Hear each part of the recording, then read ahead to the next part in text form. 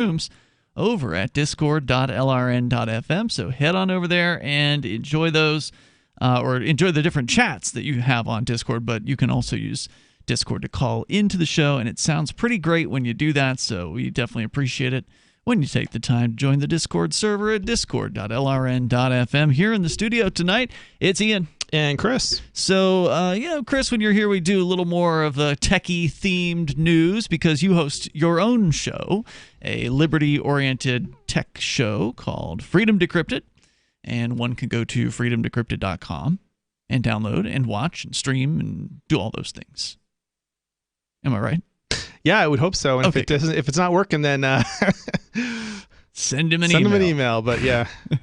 freedomdecrypted.com. You'll definitely want to check that out when you get the chance. Of course, we will talk to you about whatever is on your mind. And coming up here, this is kind of a tech-related story, but it's a little bit bigger, I think, than that. It's also about freedom of speech.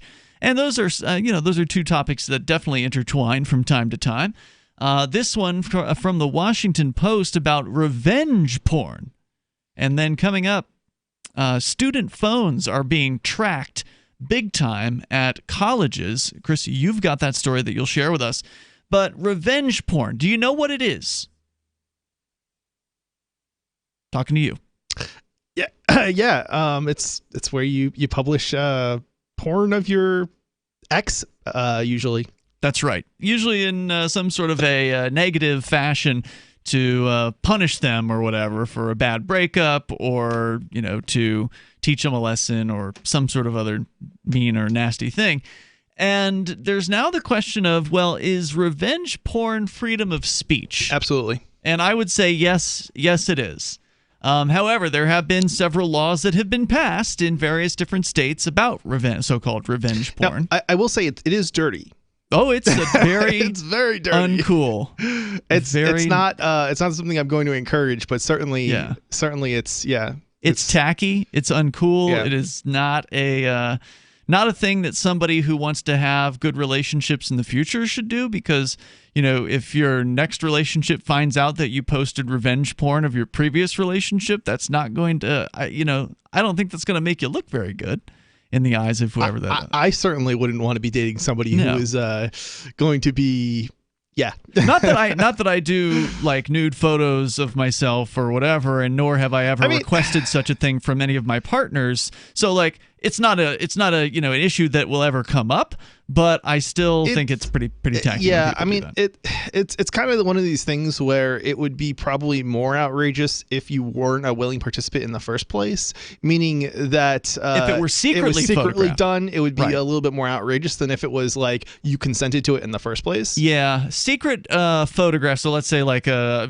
bathroom camera or something like that hidden in a bathroom. That gets to be more of a tricky area, I would say, because then you're definitely I would using think it's deceit. to be more creepy. It's definitely creepy, and it's also deceitful, right? Right. But even then, you could still argue that it is still your right to put a camera if it's in your own bathroom. I mean, I don't disagree with you, Ian. I'm not going to... Freedom is an ugly thing sometimes, it really isn't it? It really is. But yeah, actually, in our Discord chat right now, Obey Your Thirst is one of the users in there. He says, it's worse than that. It's a breach of contract, and probably a very serious case of it. Well, where's the contract? Yeah, I want to see this contract. I mean, if you actually have a contract, I know there's a libertarian who I like personally, Adam Kokesh. He had a relationship contract with a girl and got in, some hot water over it a few years back. But, if there actually is a contract, then okay, and that was in there, then yeah, that's a breach of contract. And go ahead,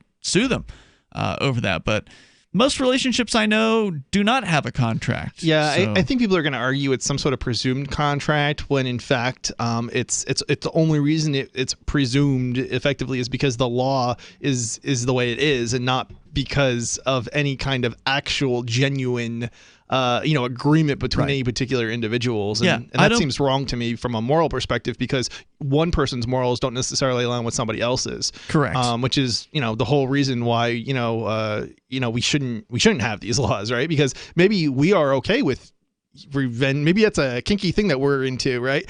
Maybe that's okay with, the person that you were going out with. Well, would it then be revenge porn if it was okay with them? Because then they wouldn't be hurt by it, right? That's the idea. I mean, it seems like it would defeat the idea, but I mean, look, it's kind of like and revenge porn. It kind of seems like it wouldn't be consensual in some way, but at the same time, I don't know, like if it's consensual, then it's like faux revenge porn. It's not real. People are gonna make I think a better argument would probably be like with polygamy and that sort of situation, because nobody gets into a polygamous relationship. Well, maybe I shouldn't say nobody, but most people don't get into a polygamous relationship and don't realize they're in a polygamous relationship, right? Polygamous meaning more than one, right? Wife, right? Okay. So but yet the law outlaws it, right? And it's and this is why I say, like, you shouldn't be regulating people's moral behavior. It's just one of these things where some people, if I might not be okay with a polygamous relationship, but that's up to me to not get into that relationship. The law shouldn't say that I can or cannot. Yeah, so we actually have a call on the line here, and I didn't get a chance to screen it before we get to it here, but I guess she was expected to call in here. Naomi Brockwell is there, and I see that her microphone is muted, so I don't know if this is actually going to work well at all, but I wanted to give her a chance to jump into the conversation. She may have an opinion about revenge porn, in which case she's certainly welcome. Are you there, Naomi? I am, but not actually here to talk about that. I was invited on to talk about overview of privacy stuff, but we can reschedule if you want. Oh, well, sorry, I didn't invite anybody on tonight. I apologize for any kind of miscommunication. I definitely got an email, but I will reschedule. Well, there's no need to reschedule. I mean, you're welcome to call in and talk about whatever you want here.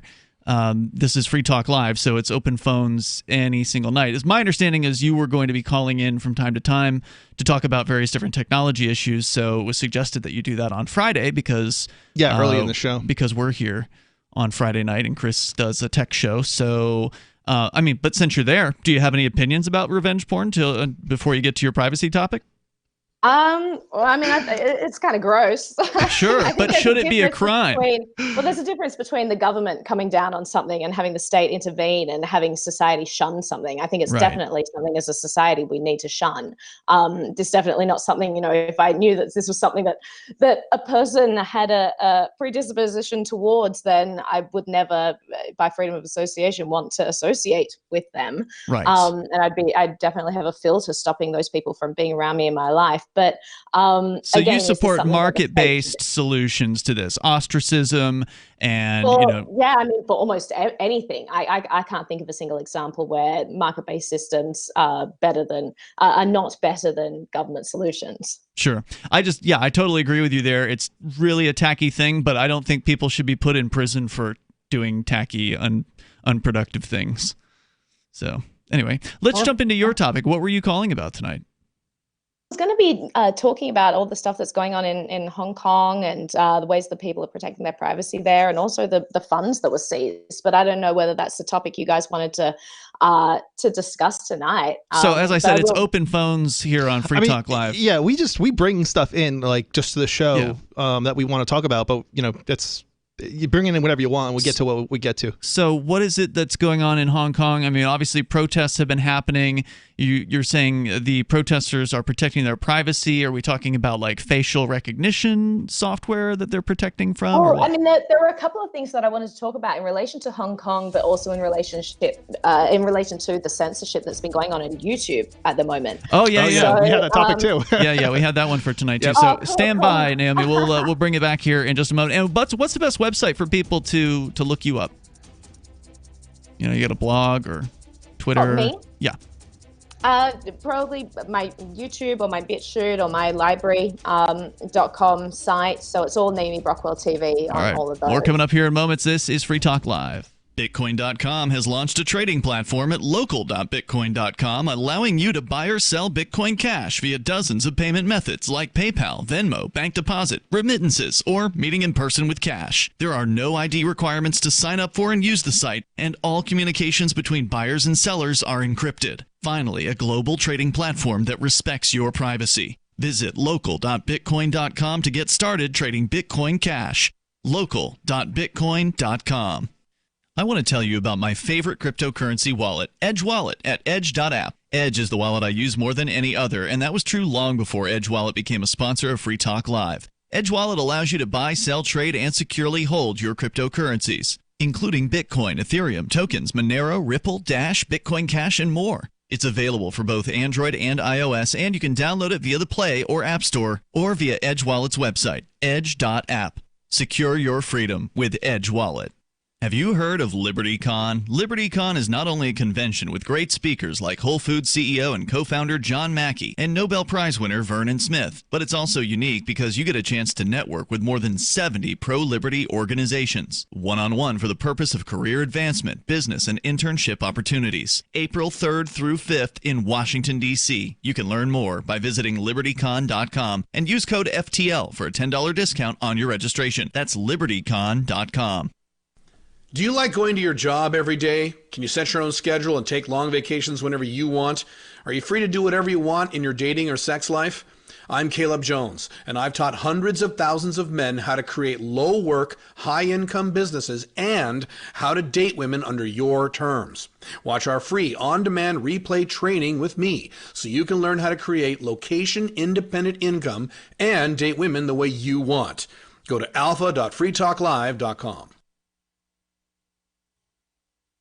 We have some good news. The indictments against Ross Ulbricht in the District of Maryland were dismissed with prejudice, meaning they can never be refiled. This is especially good because those indictments contain the only charge ever made that Ross engaged in murder for hire. This was a serious allegation that Ross Ulbricht denies. It was never prosecuted or ruled on by a jury, but was trumpeted by the federal government and the media as if it were proven fact. The Maryland court held these indictments for almost 5 years, poisoning Ross's case and leaving him under a cloud of unproven allegations.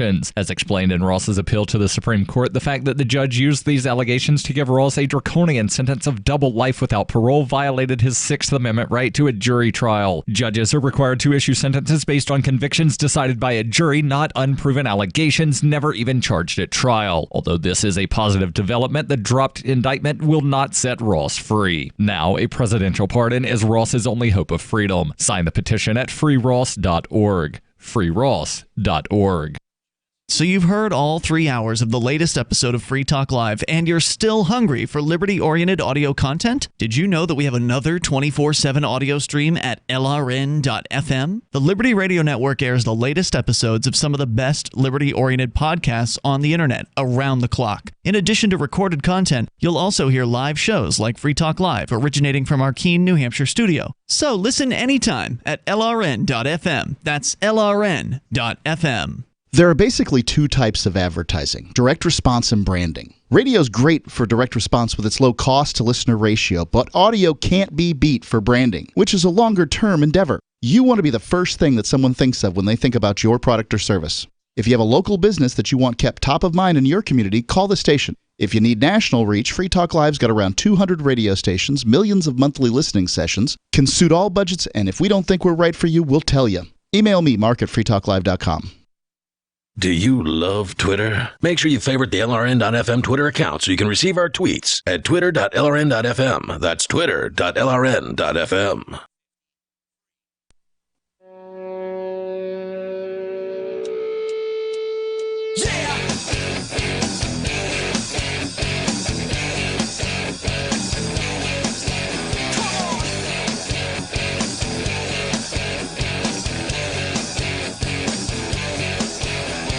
It is Free Talk Live, and you can bring up whatever you want here. The toll-free number is 855-450-FREE, like freedom. That's 855-450-3733. We have the Discord call-in line rooms, and they are over at discord.lrn.fm. And that's where Naomi Brockwell is with us. In fact, we're going to bring her back on here in just a moment. But I do want to make sure you know about local.bitcoin.com, bitcoin.com, which is a great website, lots of good information there. They are a good place for people who are brand new to cryptocurrency and people who've been around for a long time, want to get the latest news headlines. But they've recently launched, as of the summertime, launched a site that allows you to buy or sell Bitcoin Cash with dozens of payment methods. And this is a global trading platform that actually respects your privacy. There are no identification requirements to sign up for and to use the site, plus all communications between buyers and sellers are encrypted. So get on over to local.bitcoin.com. You can buy or sell Bitcoin Cash there. And in fact, our Monday night co-host, Aria, she's one of the top sellers, if not the top seller on the site. So if you're looking to buy some Bitcoin Cash, you can buy it straight from Aria, local.bitcoin.com. We go back to Discord, where Naomi Brockwell is on the line, and you said you've got Twitters and YouTubes and a library channel, and it's Naomi Brockwell TV? Naomi Brockwell TV, yeah. TV, all one word. Okay, cool. So that's where people can find more of you, because you're kind of like a crypto lady. You do a lot of crypto coverage and news stuff, right? Yeah, so I'm a producer for John Stossel, and then I also have a channel that focuses on privacy and cryptocurrency. Cool. And that's what you called in to talk about tonight, was privacy and specifically what's happening over in Hong Kong. So give us a briefing. What do our listeners need to know? I mean, obviously there's a lot of history there in Hong Kong as far as the conflict that's been just out in the streets for how many months now? I mean, it's been quite a while, right? Oh, God, it's been going on for a while. I mean, so what happened last week was there was a $70 million Hong Kong dollar fund that was a protester fund, and it was seized by the government. And things like that happen, I mean, that's the equivalent of about $10 million USD. So things like that occur really should be a wake-up call to people that they should be looking towards decentralized systems that can't be seized or shut down. Or, the same thing happens with the YouTube censorship that happened this week. A bunch of accounts got shut down in the crypto space, and all these people start saying, oh, we need a YouTube alternative. And that sort of thing is frustrating to me, because there have been YouTube alternatives and social media alternatives that are decentralized for years. Yeah. And I mean, if nothing else, I hope that there's a silver lining, that this is like a wake-up call to the people who are on these centralized systems to start to diversify, start to hedge their bets. But it is, I mean, there are lots of options out there that increase our privacy, that increase our financial economy. Lots of favorites, but there are lots of services out there that do all these things, and people just aren't checking them out. And okay, but you said you're on Library. I heard that. You mentioned, was it BitChute? Was that another one? Yeah, BitChute is a platform I've been on for a number of years that mirrors your YouTube site. So everything you upload, they automatically upload it on their BitChute. So if any of your videos get removed, if your account's suddenly shut down, now, then I don't know if you know this, but Library also does that. Library also offers a YouTube option. So, is it called YouTube Sync, I think? Yeah. By the way, listeners, in case you don't know, it's lbry.com.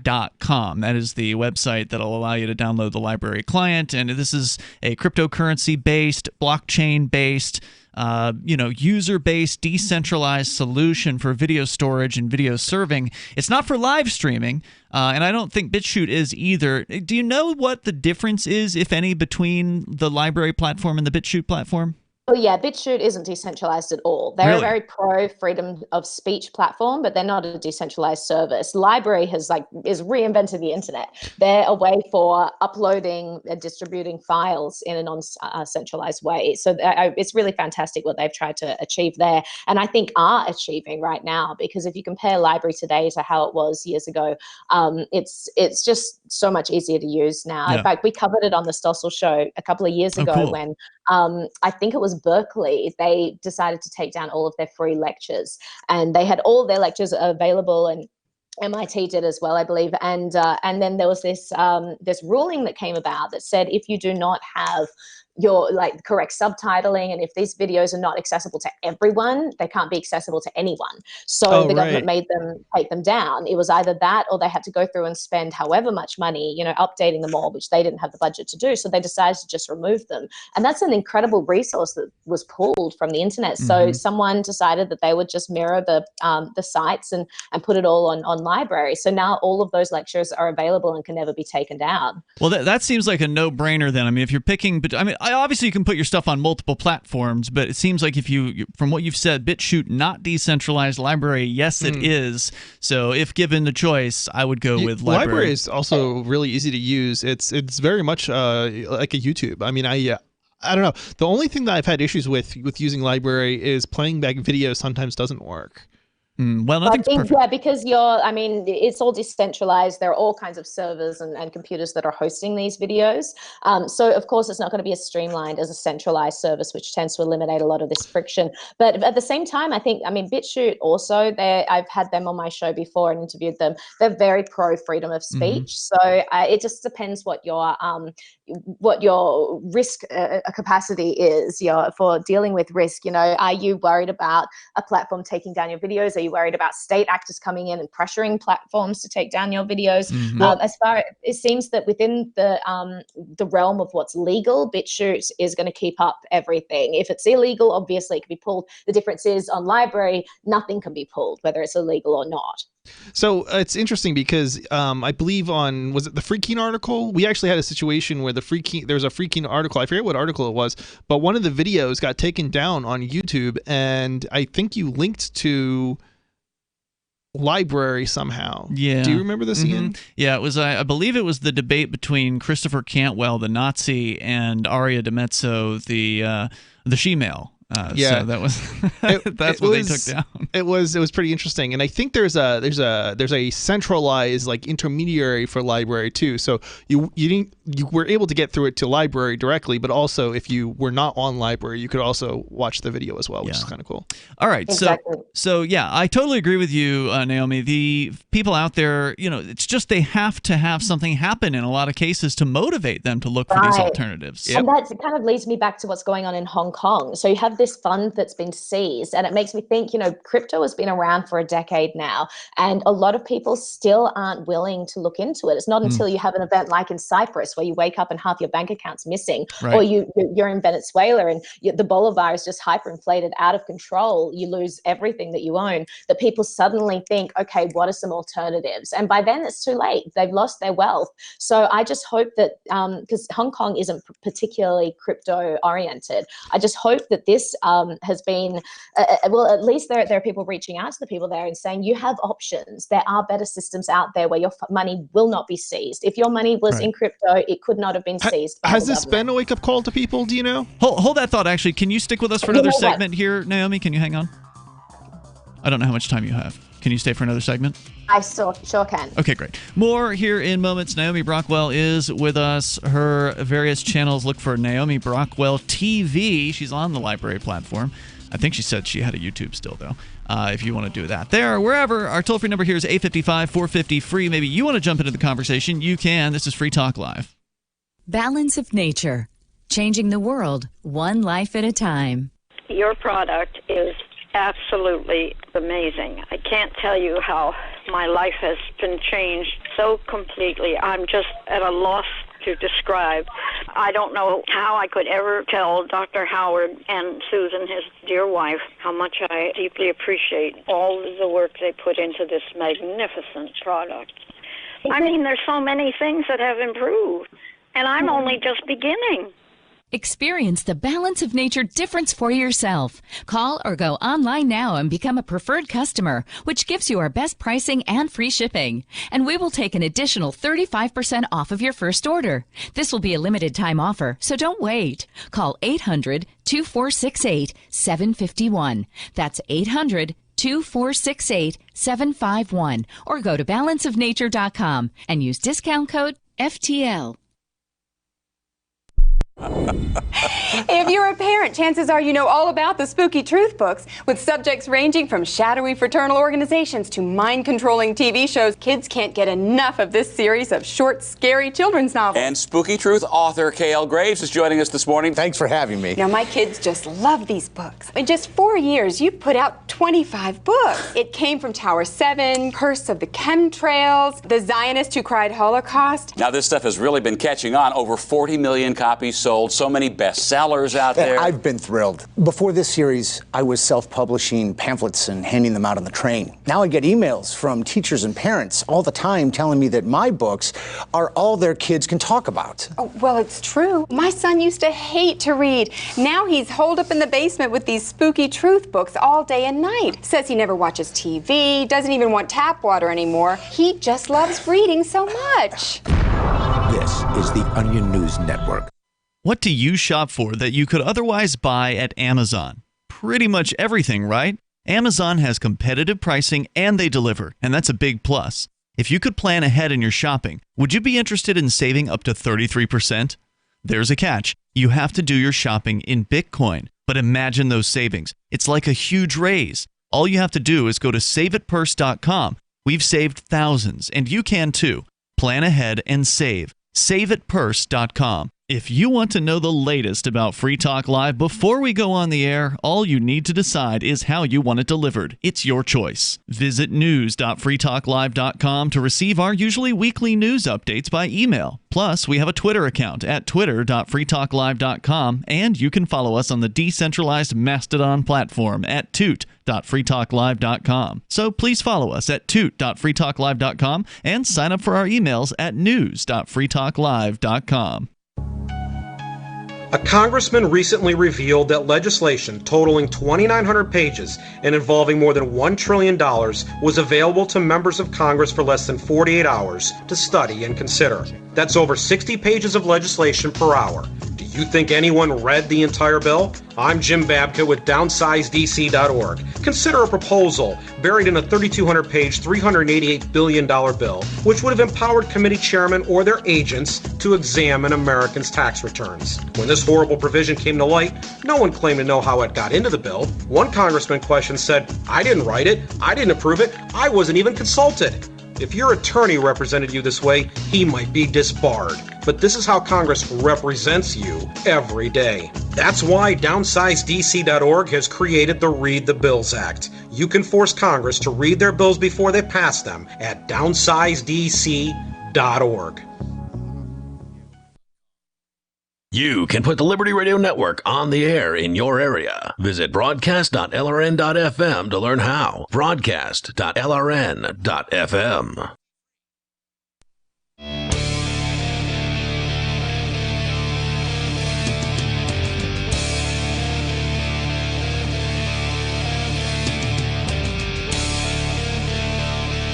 This is Free Talk Live, and you can bring up whatever you want here. We're talking about privacy and decentralization and protecting your money from government theft. Apparently, Hong Kong protesters had a fund set up with over $10 million US dollars and something like 70 million Hong Kong dollars worth of funding in it that the government gang there just took because they control the banks. They can take whatever they want anytime they want. And that is, anytime you've got money in a system that's run by and regulated by the government, then you should know that it is in jeopardy and could be taken without any notice whatsoever. And you will have no chance of getting it back. You'll have to, if you want to have a chance of getting it back, you'll have to probably spend even more money on attorneys and try to fight them in their own system, in a court system that they set the rules for. I mean, let's be honest. They're not getting it. These protesters are not getting that money back. No, not at all. It's one thing if it's like a low level police officer takes the money and in the United States. It's a totally another matter if it's the top of the government, top of the chain is stealing it from you. So we were talking about cryptocurrency as a solution there. And of course, in order to have cryptocurrency, you need to have a place to store it. And that requires what they call a cryptocurrency wallet. And one of those, the one that I use more often than any other, is Edge Wallet. I just used it tonight to buy my dinner over at a local pub that takes crypto here in town.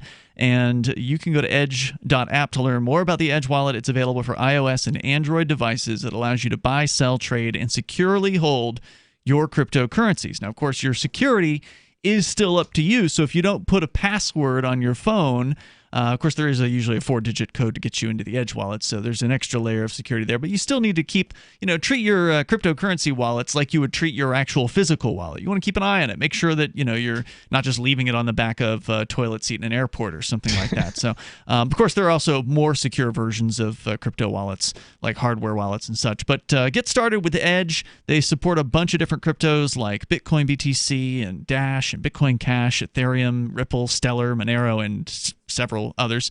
They've got a veteran team. They've been building wallets since 2014. Secure your freedom with Edge at edge.app, or just go straight to your Google or Apple app stores and download Edge Wallet. We're back with Naomi Brockwell. She has various different channels on the internet. Search for Naomi Brockwell TV, and you'll find her there. Naomi, what else did you want to share about the developing situation in Hong Kong? You had said that they had a bunch of money stolen from them. What else? Did you actually answer the question of, are people waking up? Do you have any idea? Oh, sorry, yeah.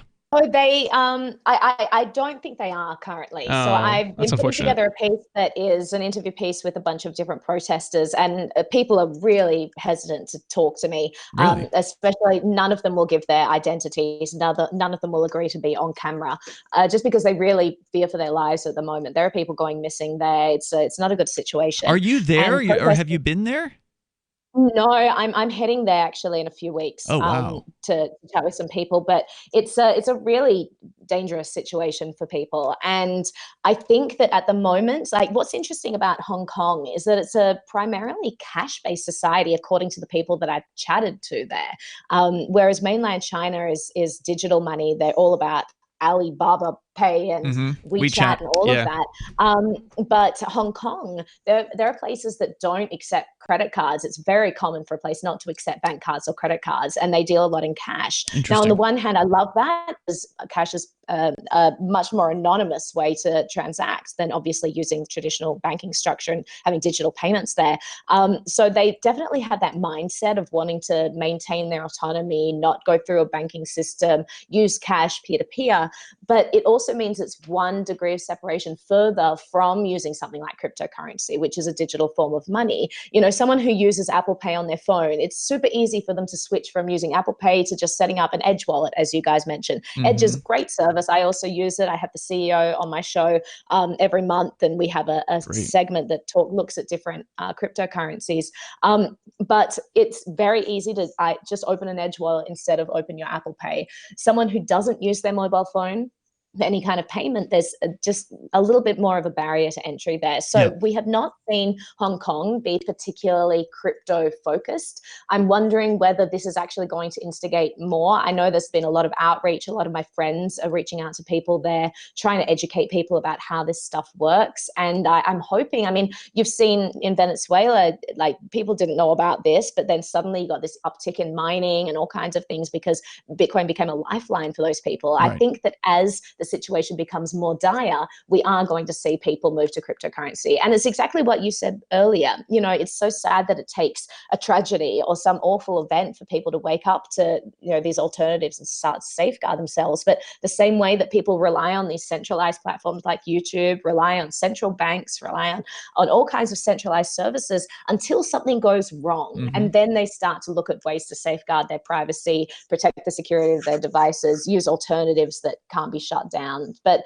that's just the way it goes. I'm not sure that we can change that. No, it's more of like a human nature thing. If it ain't broke, don't fix it. People get complacent. They get into a comfort zone. And, even if presented with a better idea, it's like, well, everything's working fine. Why do I want to spend time to try to change it? Are you guys aware of any decentralized, any shows that are streaming in a decentralized fashion other than Freedom Decentralized streaming? Yeah, decentralized. Well, and I don't mean totally decentralized. I just mean it's not relying on a centralized platform.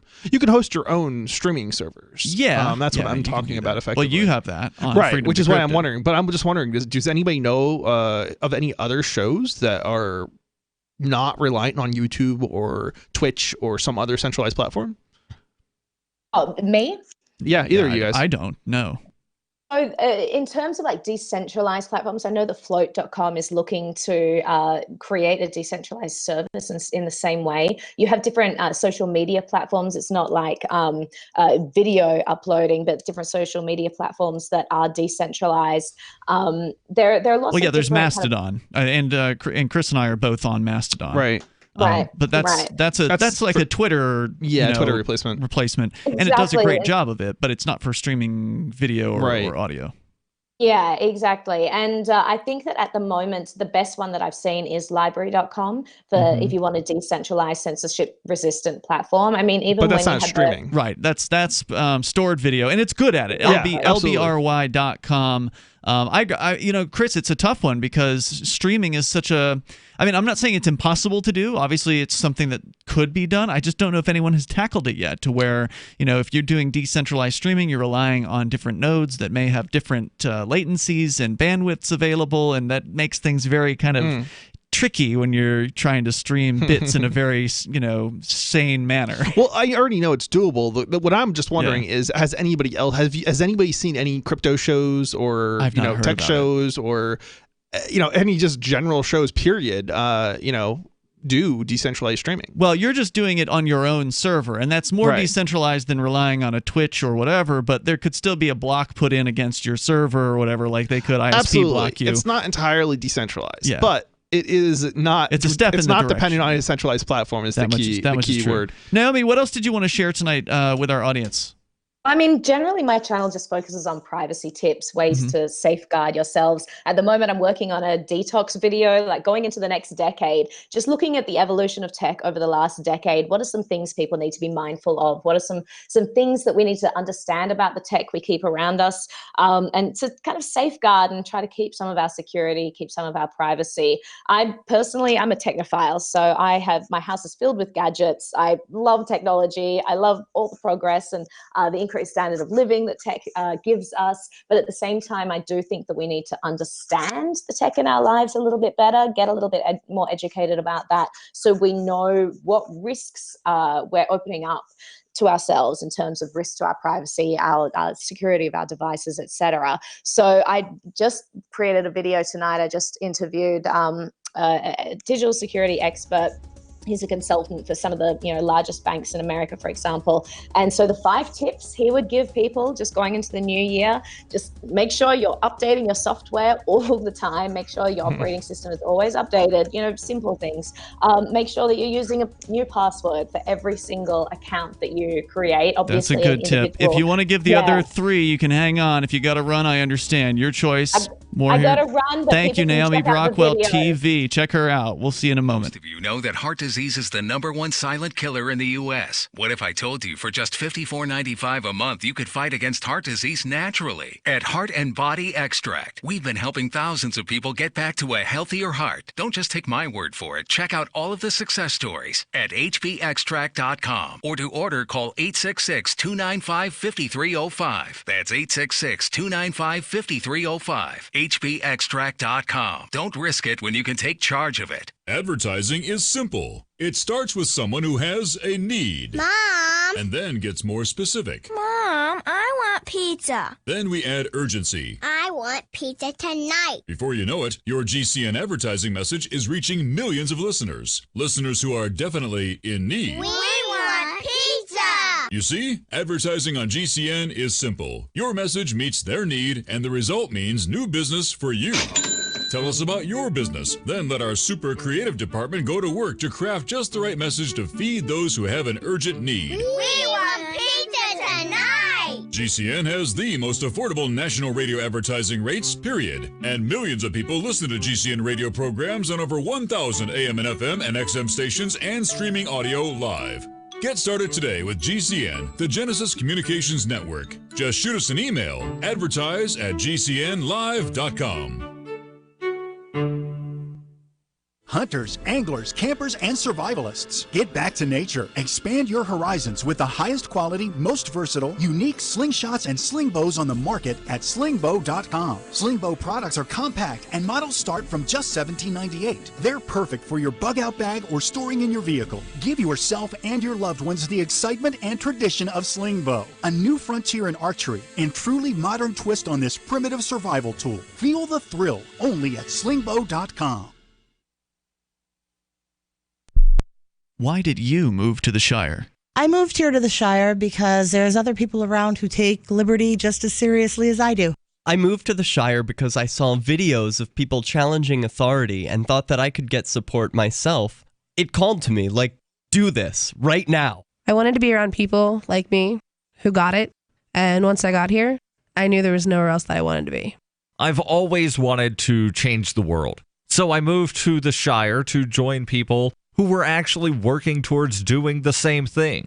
The people here are awesome, loving, and positive. It was for the adventure and for the feeling of something important is happening here. And I just wanted to come to sort of be part of that. Visit ShireSociety.com to read and sign the Shire Society Declaration and learn the reasons why, if you love liberty, you should immigrate to the Shire. Plus, connect with others via the forum at ShireSociety.com. That's ShireSociety.com. There are lots of ways to listen to Free Talk Live. Our podcast has been around since podcasts began, and now the FTL feed is loaded with content besides our full show archives. Did you know that we make it easy for you to customize your podcast subscriptions? We have different feeds, one that includes only our full shows, one with just the Daily Digest, and one with just the Edgington Post. You decide what you listen to. It's quick and easy to customize your feeds at feeds.freetalklive.com. That's feeds.freetalklive.com. Looking for a great real estate investment? Consider New Hampshire, which is ground zero for the Liberty Movement. Your first call should be to Mark Worden from Porcupine Real Estate. He's more than just a real estate agent. He's your New Hampshire concierge. Where are the best places to live? Do you want farm, city, the burbs, or forest? Do you want a duplex or multifamily building so that renters pay your mortgage? There are homes in all price ranges in New Hampshire, and Mark can help with financing too. Invest in liberty and property. Mark Worden can help. PorcupineRealEstate.com. Help get LRN.FM into more ears. Visit promote.lrn.fm for a free bumper sticker, flyers, banners, graphics, and more. Promote.lrn.fm.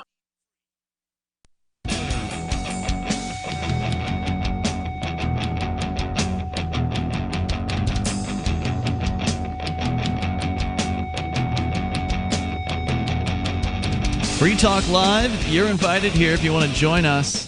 The toll-free number is 855-450-FREE, like freedom. That's 855-450-3733. We have the Discord call-in line rooms over at discord.lrn.fm. That's where Naomi Brockwell was just a moment ago. Sounded great. You can sound that good, too. You just have to get in to the Discord server over at discord.lrn.fm. By the way, I do want to say thanks to Carl with a K. Carl is a Free Talk Live Platinum amplifier. That means Carl is contributing $25 a month to the AMP program. AMP stands for Advertise, Market, and Promote. It is a way for you to help get behind what we do here on Free Talk Live. And what we do is we talk about the ideas of freedom and peace and cryptocurrency and all kinds of good ideas on a 7-night-a-week basis. Heard on over 200 radio stations from coast to coast. Just got an agreement in from a brand new station today. Oh, yeah. As a matter of fact. I can't say which one yet, but we'll be able to announce them hopefully within the next couple of weeks. They'll be coming on for our Saturday show. And so if you like the idea of us getting on more stations, maybe getting to 300 someday and perhaps 400. What's the number now? 200 and maybe 1 or 2. Okay. So we'd hit as high as like 206, but then we lost a couple because sometimes it happens. Stations change formats. Right. Things change. So we're slowly over time, moving up. But we're over 200. That's good. That's right. And we hit over 200 back in May of this year for the very first time. So it's thanks to listeners like you becoming Free Talk Live amplifiers, like Carl. So thanks, Carl. Over at amp.freetalklive.com, you can use PayPal, you can use credit card, and of course, you can use Bitcoin BTC at amp.freetalklive.com. And yes, you will get special access to certain chat rooms on our Discord server and some other perks as well, which you can learn about at amp.freetalklive.com. All right, so let's get back into the story we started the show with, which was about revenge porn. The idea of the very, uncouth, very tacky idea of sharing a nude photo, or maybe even a more explicit photo, of somebody who was someone you were in a relationship with, but the relationship went south and a person feels bad and they want to get revenge, so they put the photograph of their former loved one on the internet for all to see. And I guess there are websites that are devoted to this particular purpose, from what I understand. Yeah, I mean, what's kind of humorous about the whole revenge porn thing is when people publish it, it's the people who are seeing it are going to be the people who want to see it anyway. So it's not like, at least I would think, it's not like, the people that, I don't know, like. You're saying it's not like their mother is going to see it or something? Like, what are you saying? I think not, right? Unless your mother is into revenge porn, right? Right.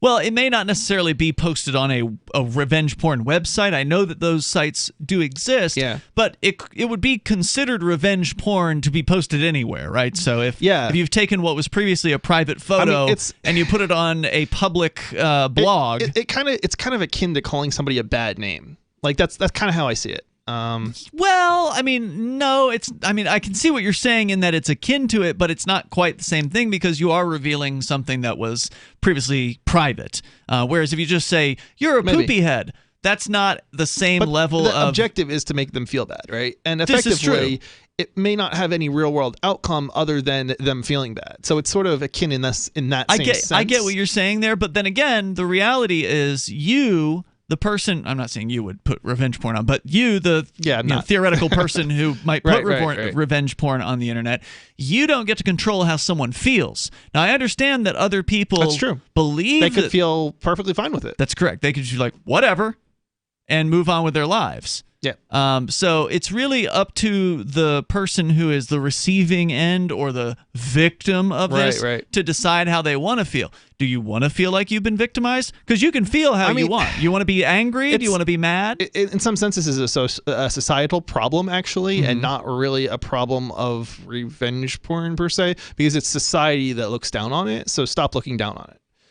If nudity wasn't thing, so forbidden, right? It wouldn't, nobody would be feel bad about it. Yeah, and I kind of feel the same way. I mean, look, that's not to say I don't think it is wrong. I think it is tacky to put something that someone had entrusted you with as a secret, in the same way that you shouldn't put, if you work at KFC, you shouldn't put the Colonel's recipe on the internet, right? Like, tacky is kind of the exact, I think is probably a pretty good word for it, to describe what it is, because it's not.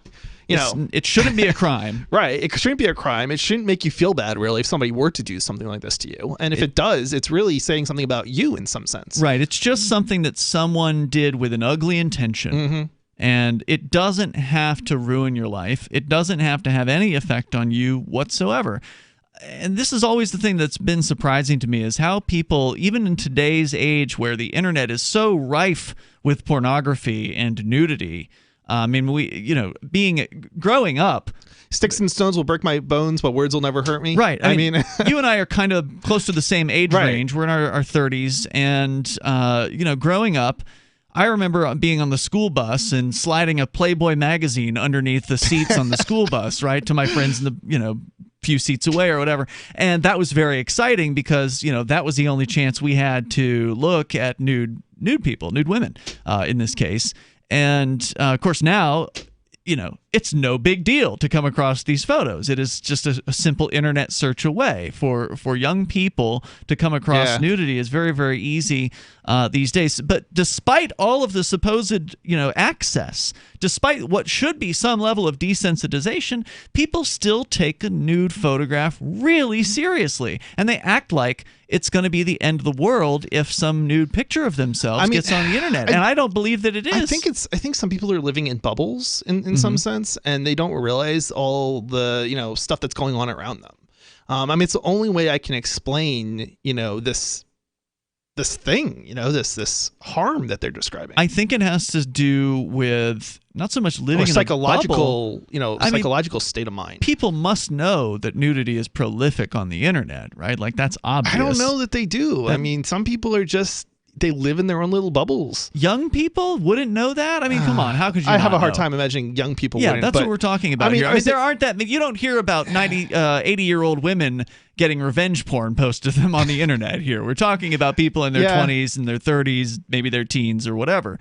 But we're not talking about, older folks. So clearly they know nudity is available out there, but there's still a puritanical, maybe rooted kind of fear surrounding it, like, oh my God, my life is going to be ruined if this photograph gets out, because then I'll be one of a billion or 20 billion photos on the internet. Right. And it's just like, I don't get it.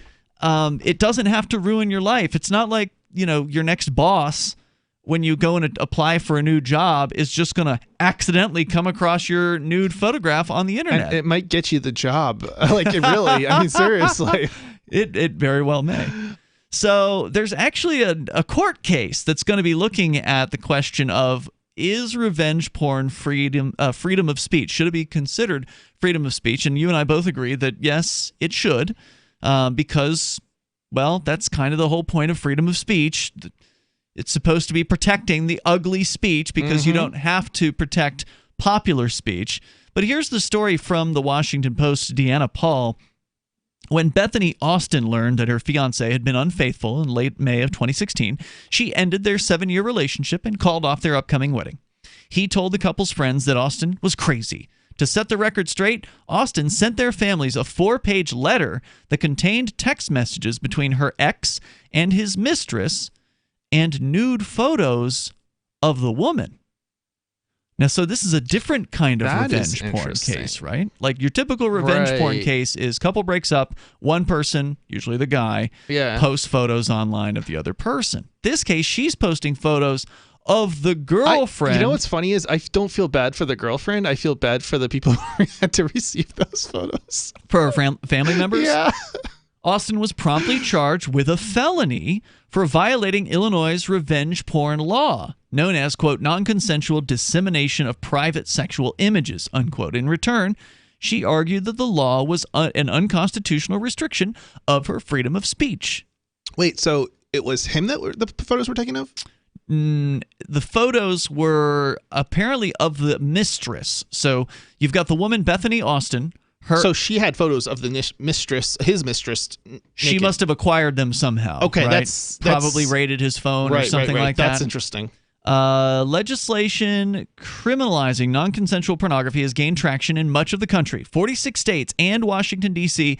have passed revenge porn laws over the past decade, and appeals courts across the country are beginning to take up cases involving the constitutionality of revenge porn statutes on First Amendment grounds. And they should, because these laws need to be overturned. They do. I'm holding my breath that they will be, though. Yeah, we just have so many bad anti-speech laws already. We do, and there's the puritanical streak in the United States that's definitely going to push against this in the same way that it's hard to overturn the laws that criminalize women from being topless, but not men. The toll-free number is 855-450-FREE. That's 855-450-3733. You can bring up whatever you want here. We got more, and you can share your thoughts on the revenge porn subject. Yeah, it's ugly, it's tacky, but that's what freedom of speech is supposed to protect.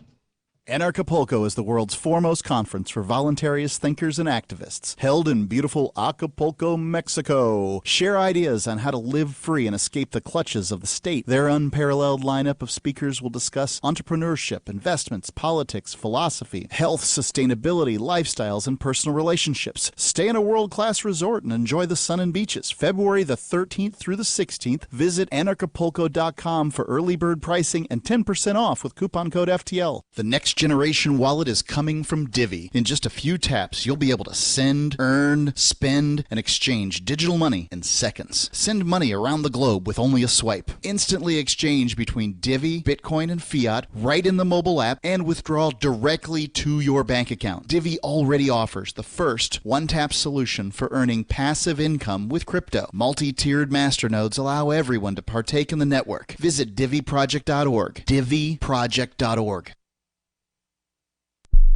Are you tired of governments murdering people around the world? Stop using their money. There is an alternative. Bitcoin is a stateless, free market, non-political currency. Bitcoin cannot be inflated or controlled by any government. By using their money, you are helping the state. Stop doing it. You have an incredible alternative available now. Learn it, use it, spread it. Get started with Bitcoin at bitcoin.com. That's bitcoin.com. LRN.FM now has a Discord. Discord is a free text and voice chat platform, and we now have our own server with a bunch of channels at discord.lrn.fm. You can join other listeners as they chat about various things during our live shows, or anytime, day or night. Discord software is available cross-platform, so you can have it on whatever device you want and take your chats anywhere. Join our Discord at discord.lrn.fm. That's discord.lrn.fm. You're listening to the live edition of Free Talk Live. Hour number 2 is next after the news here on the Liberty Radio Network at LRN.FM. This is the Liberty Beat, your daily source for Liberty news and activist updates. Produced in partnership with SNLS News and listeners like you. Online at libertybeat.news and snls.news. I'm Mick Murrow with your latest edition of the Liberty Beat. Gold is trading at $1,510, silver at $17.89, and Bitcoin is trading around $7,364. Today's prices are brought to you by InnoScale. Take off with Managed Cloud. Looking for a safe, secure way to store your important files online? Let InnoScale handle it for you. Their high-availability cloud servers are the perfect solution for clients needing one or more secure, scalable servers with built-in hardware failover protection. For details, see them online at InnoScale.net. In the news, former New York City Mayor Michael Bloomberg said in a statement Tuesday that The Intercept's explosive report on his presidential campaign's use of prison labor to make phone calls is fundamentally accurate, but insisted he was not aware of the practice, which prompted a torrent of outrage from rights advocates. The Intercept reported Tuesday morning that Bloomberg's presidential campaign contracted the New Jersey-based call center company Procom through a third-party vendor. Procom runs call centers in New Jersey and Oklahoma. An anonymous source told The Intercept that people incarcerated at the Dr. Eddie Warrior Correctional Center, an Oklahoma women's prison, were making calls to California for Bloomberg's campaign. Bloomberg's campaign said it ended the arrangement with Procom Monday, after The Intercept inquired about the use of prison labor. The Liberty Beat is sponsored in part by Brave Botanicals, high-quality kratom and CBD at reasonable prices with excellent customer service. Brave Botanicals is activist-owned and mission-driven, and believes so strongly in the power of kratom, they're giving it away for free. Just go to freeounceofkratom.com for a free ounce of kratom delivered to your door. Just pay shipping. That's freeounceofkratom.com. This is the latest edition of the Liberty Beat. Find us online at libertybeat.news and snls.news. Your news now continues. Several large, non-government drones have been flying in what the Denver Post describes as a nighttime search pattern over northeast Colorado. With estimated wingspans of 6 feet, the aircraft have been covering 25 square mile plots of Phillips and Yuma counties every night, between 7 to 10 p.m. for around a week, Phillips County Sheriff Thomas Elliott said Monday, adding that they have received 9 calls about the drones since last week. The Mind Unleashed reports that several agencies, including the Sheriff's Office, the Army, the Air Force, the Federal Aviation Administration, and the Drug Enforcement Agency, say they have no knowledge of the mysterious aircraft or who is operating them. However, Under Sheriff William Myers suggested that the estimated size and number of drones makes it unlikely that they're being flown by hobbyists. Drone pilots aren't required to submit flight plans unless planning to operate in controlled airspace, such as an airport. Prince Andrew just can't catch a break. Ever since the Duke of York was accused of raping an underage girl and attempted to explain why he remained friends with convicted pedophile Jeffrey Epstein during a disastrous television interview, things haven't exactly been going his way. The Mind Unleashed reports that not only did Prince Andrew step back from public duties for the foreseeable future, just days before his mother, Queen Elizabeth, canceled his 60th birthday party in November, but the Duke skipped his daughter's engagement party earlier this month, and was just banned from the traditional Christmas church service this year, as a result of his numerous shortcomings as a member of the royal family. The disgraced royal was ordered to not attend the traditional Christmas morning service at a small church on the Sandringham estate, along with the rest of his family. Instead, he was ordered to attend an earlier service at 9 a.m. Andrew was photographed walking en route to the service, along with his brother, Prince Charles. As it turns out, the pair's mother, the 93-year-old Queen, was also in attendance at the earlier service, but avoided being photographed with Andrew. Support for the Liberty Beat comes from the Conscious Resistance Network, featuring videos, news reports, and articles from a spiritual anarchist perspective. Experience the Conscious Resistance at theconsciousresistance.com. How would you like to have your business featured on the Liberty Beat? You can. Just send an email to libertybeat@snls.news for details. This is the Liberty Beat, produced in partnership with SNLS News and listeners like you. The Liberty Beat is online at libertybeat.news and snls.news. I'm Mick Murrow, reporting for the Liberty Beat, reminding you, spread liberty with a smile. Sources within the Vatican confirmed Tuesday that Pope Benedict XVI has dispatched an elite team of 6 bishops to sabotage leading contraceptive manufacturer Pfizer. Codenamed Conclave 6, the highly trained team of bishops will reportedly infiltrate the heavily guarded compound, detonate extremely powerful charges at key points within the factory, and then escape to a nearby safe house. The Catholic Church can trust only the best with defending God's plan. Conclave 6 is the deadliest team of bishops I've ever laid eyes on.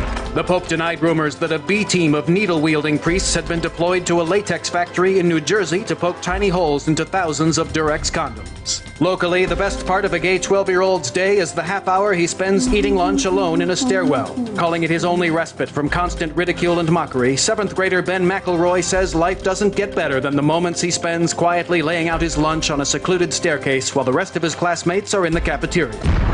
This is the Onion News Network.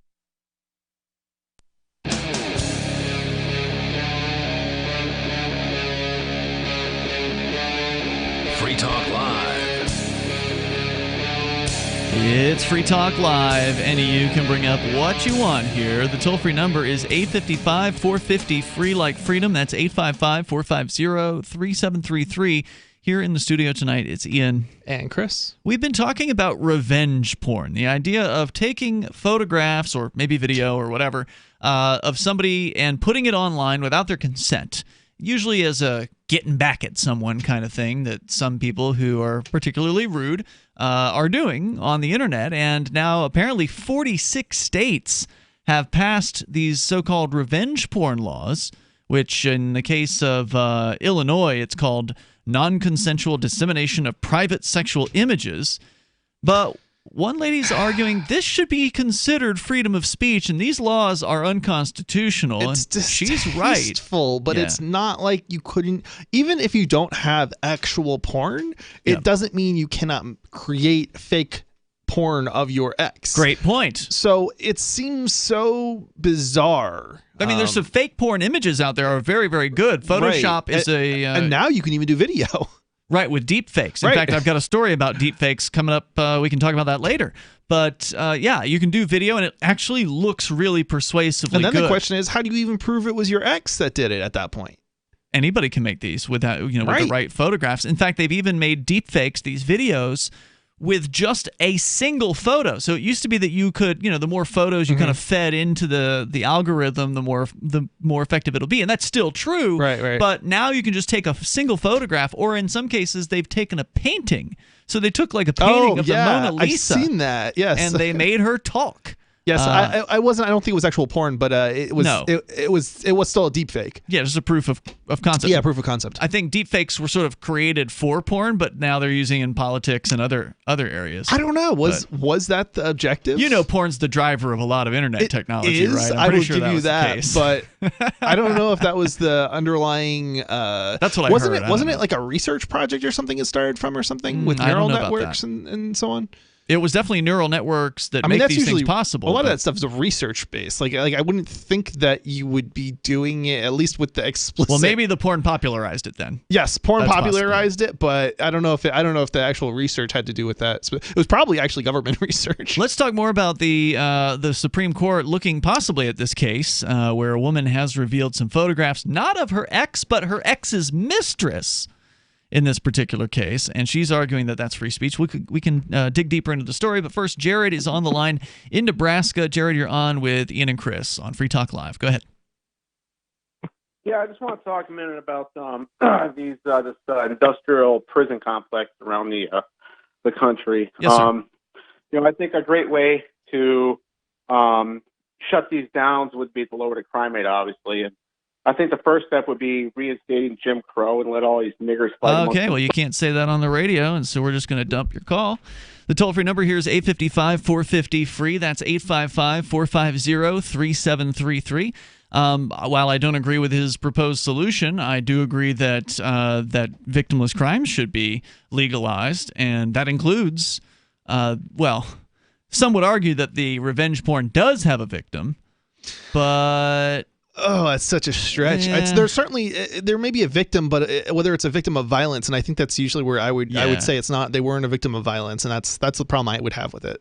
Yeah, and they aren't even a victim of fraud either, right? Because if they're Not real in this porn case. photos, then I think probably the best argument against this from a rational perspective is trespass. With at least if they were stolen, you mean? Yeah, if I wouldn't say stolen, but copied. Because if they were given, hold on now, because a lot of these photos are given consensually at the time. Meaning, let's say the partners in this relationship Right, but are away from one another. this- One partner, they're away from each other, Yeah.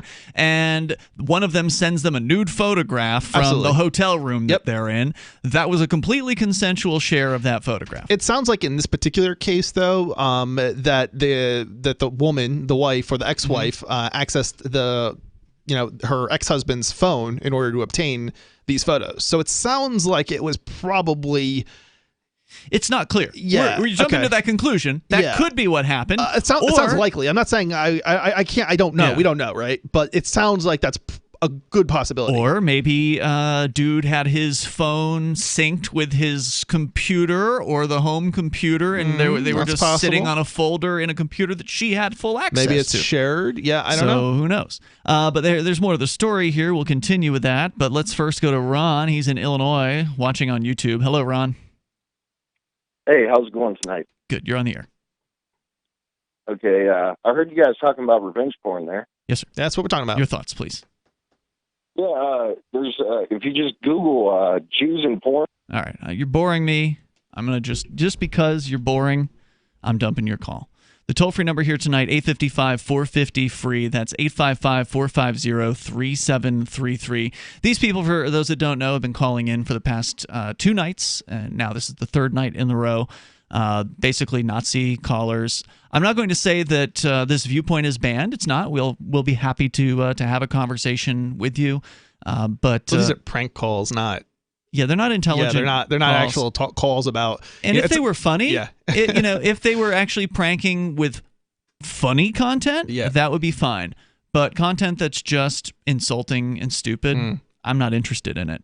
The toll-free number is 855-450-FREE. So back to the story here. The woman in this case, Bethany Austin, charged with a felony for violating Illinois' revenge porn laws. And she's saying, no, this shouldn't be a crime. This is an unconstitutional restriction to her freedom of speech. The story from the Washington Post, legislation criminalizing non-consensual pornography is now in 46 states and D.C., and the appeals courts are now taking these cases up. The Constitution protects freedom of speech even when it's offensive or disagreeable, but rules have exceptions. Okay, so wait a minute. They said non-consensual pornography, so most of the time this pornography is consensual when it was taken. Right, it's the distribution that maybe. That's the non-consensual. Non-consensual. I'm not putting dissemination. non-consensual in quotes here because I'm not entirely. I don't know. It seems the word consensual seems to be kind of ridiculous in this circumstance, but well, the suggestion is, as one of our chatters put in the Discord earlier, that this is some sort of a contract violation. That the idea being that the photos were given to you as a private measure that had the licensing restriction of you shan't give these photos away to anyone else. I guess if you believe in somebody else having ownership of or control of what's in your mind, I guess I'm not a pro copyright individual. I think it's just ridiculous. So I don't support that perspective. I agree with you. I don't favor intellectual property at all. Yeah. And there wasn't a license in this case. Even if there was a contract, then it would be a contract violation, because I do believe that contracts should be held pretty supreme. I mean, if I give you a contract that says, Chris, I'm going to give you a nude photo and you're not allowed to do anything with it except keep it for your own personal collection. You have to keep it in a secure way. You could either say, okay, I agree, and sign the contract, and then you'd be contractually bound to do what the contract says. Yeah. But that's not the case here, right? Like, how many nude photos have been shared that have an actual contract associated with them? The Constitution, again, protects freedom of speech, but even there are some limits, right? Like, threats aren't allowed. You're not allowed to threaten somebody with your freedom of speech. Obscenity, incitement of violence, and public disclosure of private information, they say, are also restricted. In New Hampshire earlier this month, Sullivan County Judge Brian Tucker rejected the idea of the First Amendment protecting the sharing of so-called revenge porn. So there you go. You already have a bad case out of our very own so-called free state. Quote, this is what Tucker wrote in the order. Quote, exceptions to the New Hampshire law show that the statute does not prescribe disseminating content, but rather bars the attempt to use content to harass, coerce, intimidate, or threaten another.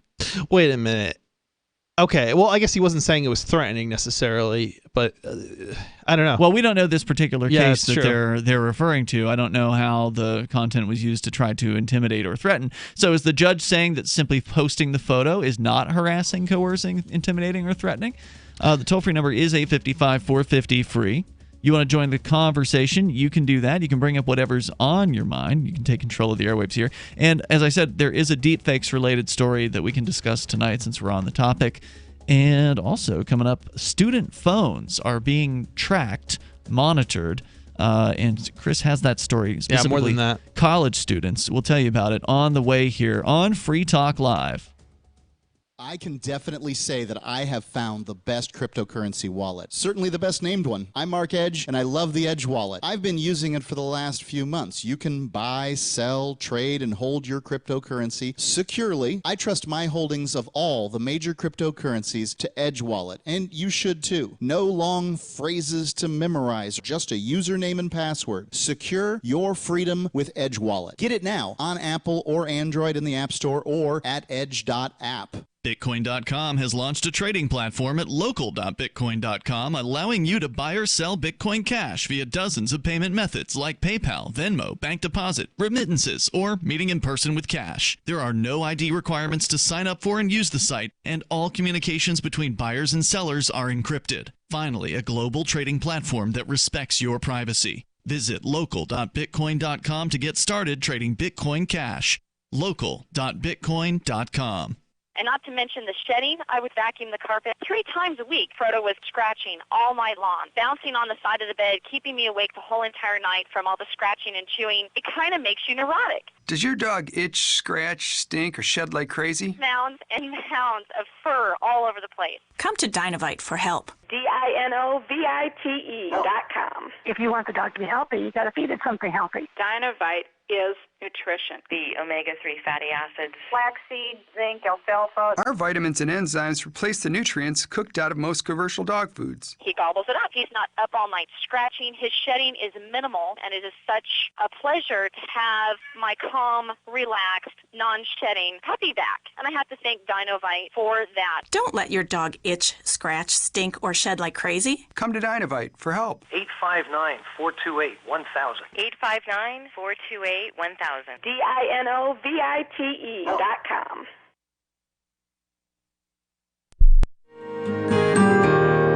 So the protection of life, liberty, and property is what the Free State Project is all about. But it's an effort to move 20,000 people who understand. It's about demonstrating to the entire country that, yeah, we can have a free market, a truly free market. Making it just a freer, great place to live.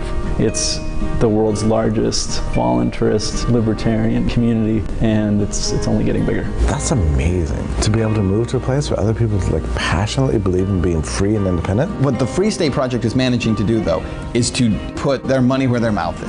It's physically getting up across the country and saying, let's go someplace and let's demonstrate the power of these ideas. There's a lot of kind of philosophy that surrounds liberty. There's a lot of thinking about it and talking about it. But here in New Hampshire, people are doing it.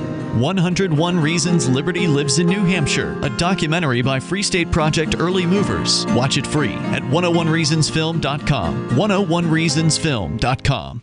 The LRN.FM social media channels have been revamped. We've eliminated Facebook and focused on other platforms like Twitter and Mastodon, the decentralized alternative to Twitter. On our accounts, you'll find posts from multiple LRN.FM show hosts together in one place. Follow us on Twitter at twitter.lrn.fm, or better yet, move to the decentralized Mastodon social media platform at toot.lrn.fm, toot.lrn.fm. I think you'll like it. So you've signed the Shire Society Declaration and are planning your move to New Hampshire to be around more liberty-oriented people. Next, sign up for the Shire Society Forum at forum.shiresociety.com. There are a bunch of people there who are already in the Shire, and they want to meet you. If you're already in the Shire physically, you should also come by the forums. Remember, not everyone uses Facebook. New people are signing up for the Shire Society Forum every month, so drop in and say hello at forum.shiresociety.com. Some of our live shows are streamed in HD on Twitch. Please follow and share at twitch.lrn.fm. That's twitch.lrn.fm.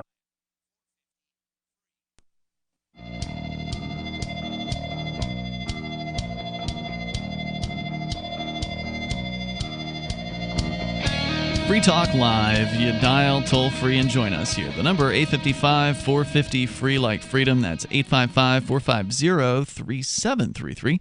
We have the Discord call-in line rooms over at discord.lrn.fm. You can hop into one of those. You'll sound almost like you're sitting here in the studio with us. Tonight, it's Ian here. And Chris. And the next generation of wallet is coming from Divvy. In just a few taps, you'll be able to spend, earn, store, and exchange digital money in seconds. Divvy says you'll be able to send money around the globe in only a swipe and instantly exchange between Divvy, Bitcoin, and fiat currency right in the mobile app and withdraw directly to your bank account. There's no need to wait, though, as Divvy already offers the first one-tap solution for earning passive income with their multi-tiered masternodes, allowing anyone to earn by supporting the Divvy network. When the new Divvy wallet launches, because of Divvy's relationship with Western Union, Divvy will be in 200 countries, including the United States. You can learn more at divvyproject.org. That's divvyproject.org. We're talking about revenge porn, which sounds really bad, and it is a tacky thing for somebody to post nude photos that were given in confidence during a relationship after that relationship goes south. That's basically what revenge porn is. I think that's true for anything that's been said in confidence, right? Yeah, that's true. But some people take nudity a lot more seriously. Even though we don't, they do. And they act like this is going to be the end of their life, the end of the world if these photos get out. And they are demanding politicians make these things illegal. Now, 46 states have done that. One woman charged with a felony for posting photographs, sending, I guess, messages out to family members of her ex, including nude photos of her ex's mistress. In these photos led to felony charges. Now she's arguing that that is unconstitutional, an unconstitutional restriction on her freedom of speech. Now, revenge porn laws have been surviving these legal challenges. When the government imposes a content-based restriction on a specific statement or image, it must satisfy the strictest and most insurmountable level of legal scrutiny. The restriction must serve a, quote, compelling governmental interest, unquote, and be as minimal as possible. Appeals courts in Vermont and Wisconsin rejected First Amendment challenges and ruled that sexually explicit images deserved as much privacy as other forms of sensitive information, such as medical records and financial data. In 2015, Texas passed a law requiring revenge porn images to have an identifiable victim and the victim to have had a reasonable expectation that the photos would remain private. The legislation was challenged, and the case is pending in the state's highest criminal court. 2 years after Austin's arrest, this is the woman who shared the photos we were talking about earlier, the Illinois trial court dismissed the charge, but the Illinois Supreme Court, in a 5-2 decision handed down in October, reversed the trial court's decision and ruled that distributing private sexual images without permission was not constitutionally protected free speech. The state's revenge porn law, it said, was aimed at prohibiting certain speech aimed not at prohibiting certain speech, but at protecting privacy. Wow. I mean, this sounds like they're coming up with an excuse to justify their actions. Totally. Their wrongful decision. Viewed as a privacy regulation, the law is similar to laws prohibiting the unauthorized disclosure of other forms of private information, such as medical records, biometric data, or social security numbers, said the court. The entire field of privacy law is based on the recognition that some types of information are more sensitive than others, the disclosure of which can and should be regulated.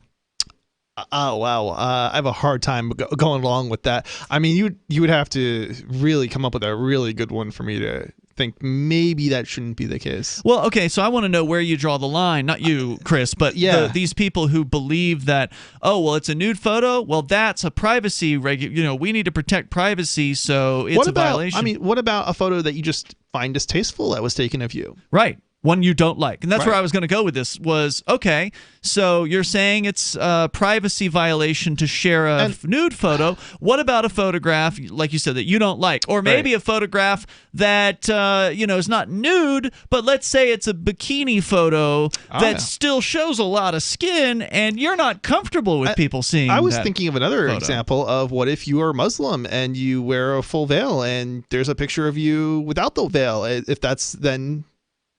published somewhere, or that could get you in uploaded big somewhere. trouble actually with certain people in the Right. religion. I mean, right. Should we should we charge them with a felony as well? What if the person didn't know that this person's photograph, they usually wear a veil, and that this photograph shouldn't have been, uploaded or used or whatever? I mean, should they also be penalized for it? Right. And does the intention matter of the person who posted the photograph? Viewed as a, going on here, in strong contrast to the Illinois decision, a Minnesota Court of Appeals ruled this week that the state's, was it this week? Yeah, this is pretty recent. So they ruled this week that, where was it? Mini porn. Okay, so yeah, here it is. Sorry. Minnesota Court of Appeals ruled Monday that the state's law against revenge porn was unconstitutional and violated First Amendment rights. So you've got different, high courts ruling different things on this. I find this humorous and somewhat hypocritical, given that a number of states have ruled that you have to have a photo. Women's they cannot wear a veil in their license. You mean a license license? photo, Yeah, right. Yeah. And if that's the case, and to them that's porn, then the state is actually doing the very thing that they're now prohibiting here, supposedly. Well, it's okay when the state does it. They always write exemptions for themselves. But it's when the rest of us do the things the state does, then it's a problem. This is the problem with morals and imposing your morals on other people. So again, the Minnesota Court of Appeals said their revenge porn law is unconstitutional, violates the First Amendment. The only time the state may punish this behavior, says the court, is when the perpetrator intended to harm his or her victim. Well, again, posting a photograph is not real harm. What if I publish the photograph of my ex and I don't actually intend to harm them? Maybe embarrass them, but not necessarily harm them in any real way. Yeah, well, I mean, what is harm? Define harm. Well, that's another good question. Is it if somebody's feelings get hurt? I would say harm. I wouldn't say that's not harm. I would say that's harm, at least in my mind, from a legal perspective, should somehow involve some sort of violence, some sort of actual physical violence, or stealing from the person, or whatever, at least holding somebody hostage, like something that actually keeps them there, or something of that nature, right? Or actually like causes extortion. Them injury, like if you don't do this, or if you do this, I'll do this. Yeah. I'll hurt you. Maybe extortion. If you don't do what I say. I don't know. I have to think about this, but yeah. The toll-free number, if you want to join the conversation, 855-450-FREE. According to Marianne Franks, the president of the Cyber Civil Rights Initiative, who drafted a model that served as a template in most states, there are many variations of these statutes. Some laws have different words, others have varying penalties. The most significant difference in the statutes is that some states, like Minnesota, limit revenge porn to situations in which the perpetrator acts with the intent to harm or harass his or her target. Something called a, quote, something she called a very serious mistake that fundamentally misunderstands the nature of the abuse, unquote, because most non-consensual porn cases do not involve someone trying to harm the victim. She says sometimes it's an ex-boyfriend trying to destroy the life of his former partner, but the vast majority of cases it's because people want to make money or engage in voyeurism, or for a number of reasons that don't actually involve harassing the victim. She said, you need a non-consensual pornography law to cover the gap between harassment and privacy violations. So she just wants it to be across the board, no matter what. The intentions were that it should be a crime. It's going to harm a lot more people than it's going to help. Absolutely. The toll-free number is 855-450-FREE. Like freedom, you can join us here, talk about freedom of speech when it comes to so-called revenge porn. This is Free Talk Live. Ever wanted to hook up with an attractive woman, but you couldn't because you were already in a relationship? Ever wanted to earn high income on low work hours? I'm Caleb Jones, and I've taught hundreds of thousands of men how to create low work, high income businesses and how to date women under your terms. Watch our free on-demand replay training with me so you can learn how to create location-independent income and date women the way you want. Go to alpha.freetalklive.com. Business owners, you want more customers? Accept cryptocurrencies. There's people all around you just waiting to spend money at your store. If only you would take it. I know, you've been waiting till someone else makes it easy. Well, good news. HelpMeTakeBitcoin.com adds Bitcoin to your point of sale, totally free. Use the same equipment you already have, now with Bitcoin. And unlike credit cards, there's no fees. Let the guys at HelpMeTakeBitcoin.com bring new customers to your store. HelpMeTakeBitcoin.com. Email is easy, instant, and free, and that can be real embarrassing. Email lacks the eye contact and body language you get in face-to-face conversation, or the tone of voice and other nuance you hear in a telephone conversation. Email is just words, often few words. We're all smothering in spam, so we often reply in terse fashion that's easy to misunderstand. And email doesn't cost you a postage stamp, and it lacks the deliberation time it'd take to walk to the snail mail box. So it's easy to succumb to the "oh yeah" stimulus response trap. When in doubt, don't snap back at snippy messages you get. You may have mistaken the sender's intent. And unless you're sending AOL to AOL, there's no unsend. For more tips on critical communication skills for the way things are now, hit survivalspeech.com. I'm Holland Cook. The new 4th edition of Healing Our World, The Compassion of Libertarianism, will take your understanding of liberty to a deeper level and has over 1,300 updated references, new cartoons, and a foreword by Dr. Ron Paul. With discounts for multiple book purchases, the 4th edition of Healing Our World is a great gift for the liberals, pragmatists, environmentalists, and Christians in your life who think libertarianism is cold-hearted. Get yours today at healing.freetalklive.com and use promo code FTL for a $5 discount. Some of you asked, and now we've delivered. LRN.FM's live Keene, New Hampshire studio shows are now streamed in HD on Twitch. Visit our channel at twitch.lrn.fm and give it a follow. If you have Amazon Prime, you get 1 free subscription on Twitch. If you use it on our channel, Twitch will give LRN.FM a monthly piece of your Prime subscription cost. So please watch, follow, share, and subscribe to twitch.lrn.fm. That's twitch.lrn.fm. Free Talk Live. No, I just want to reiterate on what you said, and I feel you what you said about the junkie. I mean, I'm with you 100% because I had an ex-girlfriend that was like out there, and it took me a while to even find out that she was a cocaine addict. And I'm talking about I come home to all the electronics gone, you know, and nobody broke into the house. A key was used. What happened was I was trying to be a gentleman, a good boyfriend. You know, I got out of work. She said my car needed cleaning, it was dirty, and I ended up going in her trunk, cleaning out her trunk because that's where I kept the tie shine at. It's the exact same receipt from the pawn shop, that the stuff that was missing, item for item. Busted. Wow. They had been to the pawn shop. What happened when you confronted her? She packed her stuff and said she's leaving because I don't trust her. So she gonna say she need to leave. Right, it's your fault. Yeah, it's my You're fault. the bad guy. I thought I found the receipts in the trunk, right? Free Talk Live, 7 nights a week from 7 to 10 Eastern, live on the Liberty Radio Network at LRN.FM. Love what we do? Please help support our international satellite channels at patreon.lrn.fm. That's patreon.lrn.fm.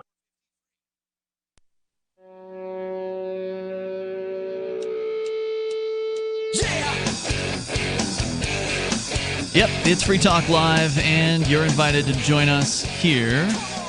You can call in toll-free. Our number is 855-450-FREE. That's 855-450-3733. And you can call on our Discord lines at discord.lrn.fm. Joining you here tonight, it's Ian. And Chris. LibertyCon is coming up April 3rd through the 5th in Washington, D.C., It's going to be for people that want to network with more than 70 pro-liberty organizations for the purpose of career advancement or business and internship opportunities. You'll be able to hear from some great speakers like John Mackey, the Whole Foods CEO, Vernon Smith, Nobel Prize winner in economics, Miriam Issa, pop culture expert, and Nassim Nicholas Taleb, who is an author of The Black Swan. There's a lot more to learn over at libertycon.com. For more information and other speakers and the events that are happening there, go check it out and use code FTL for a $10 discount on your registration, though early bird prices are going to be over, I think, just within a couple days from the new year. So you probably want to get your tickets now while they're still really affordable, actually shockingly cheap, I would say, for a 3-day convention in D.C. Go to libertycon.com, use code FTL. You'll save $10 there. Plus, student travel scholarships are available. Student tickets are available for an even cheaper price. And discounted rooms are also there for everyone at the Marriott Marquis. I'm looking forward to it. We're going to be there broadcasting Free Talk Live. So look forward to seeing you there at libertycon.com. Mark your calendar for April 3rd through the 5th. Let's go back to the phones, and I don't know if it'll be fun, but Brad's on the line in Texas. You're on Free Talk Live. Hello, Brad. Can't say that. Can't say that. They just don't understand. We have wonderful technology called the dump machine that will prohibit that from getting on the radio. So you're really just kind of wasting your time. I guess, the 5 people watching on Twitch got to hear you say that. So congratulations. But nobody on the radio got to hear it. We go on here. According to Igor Bozic, the attorney for the woman in this case, we're talking about revenge porn. A woman has been charged with a felony in the state of, let's see, where was this one? Illinois, where it's a felony to share a nude photograph. And in this case, she shared the nude photo because her husband, or husband-to-be, they were fiancés, was cheating on her. And she wrote a letter in which she shared photos of his, or I guess screenshots of texts between he and his mistress, as well as nude photos of the woman in order to, I don't know, defend her valor or something like that. I'm not sure what the purpose was. But the attorney for this woman is saying the Illinois revenge porn statute, which is broader than similar laws in other states, quote, went too far, unquote. He says that in requesting the Illinois Supreme Court stay the decision, because the Illinois Supreme Court upheld their law, until he files a petition for a writ of certiorari at the U.S. Supreme Court, wrote of the statute, quote, it covers a woman who reacts to an unwanted sexual text by showing a friend. It covers the woman who tries to deter that toxic behavior by forwarding the unsolicited image to the sender's mother or girlfriend. Meaning, if a woman receives a picture of a man's junk unsolicited, that if she forwards that photograph, let's say she knows his mom, she says, look what your son sent me. Well, that's a felony in Illinois, is what the attorney's saying. The attorney says, and of course it gives controlling men like Bethany Austin's ex-fiancé yet another legal tool for victimizing their intimate partners. He says, where do you draw the line with this law? And of course this draws to attention the idea that the law's intentions aren't always the way they end up working out. They wrote the law with the intention, we want to protect people from having their images shared, but now a man who is the alleged abuser in the relationship is able to come after this woman again for sharing photos that were shared privately.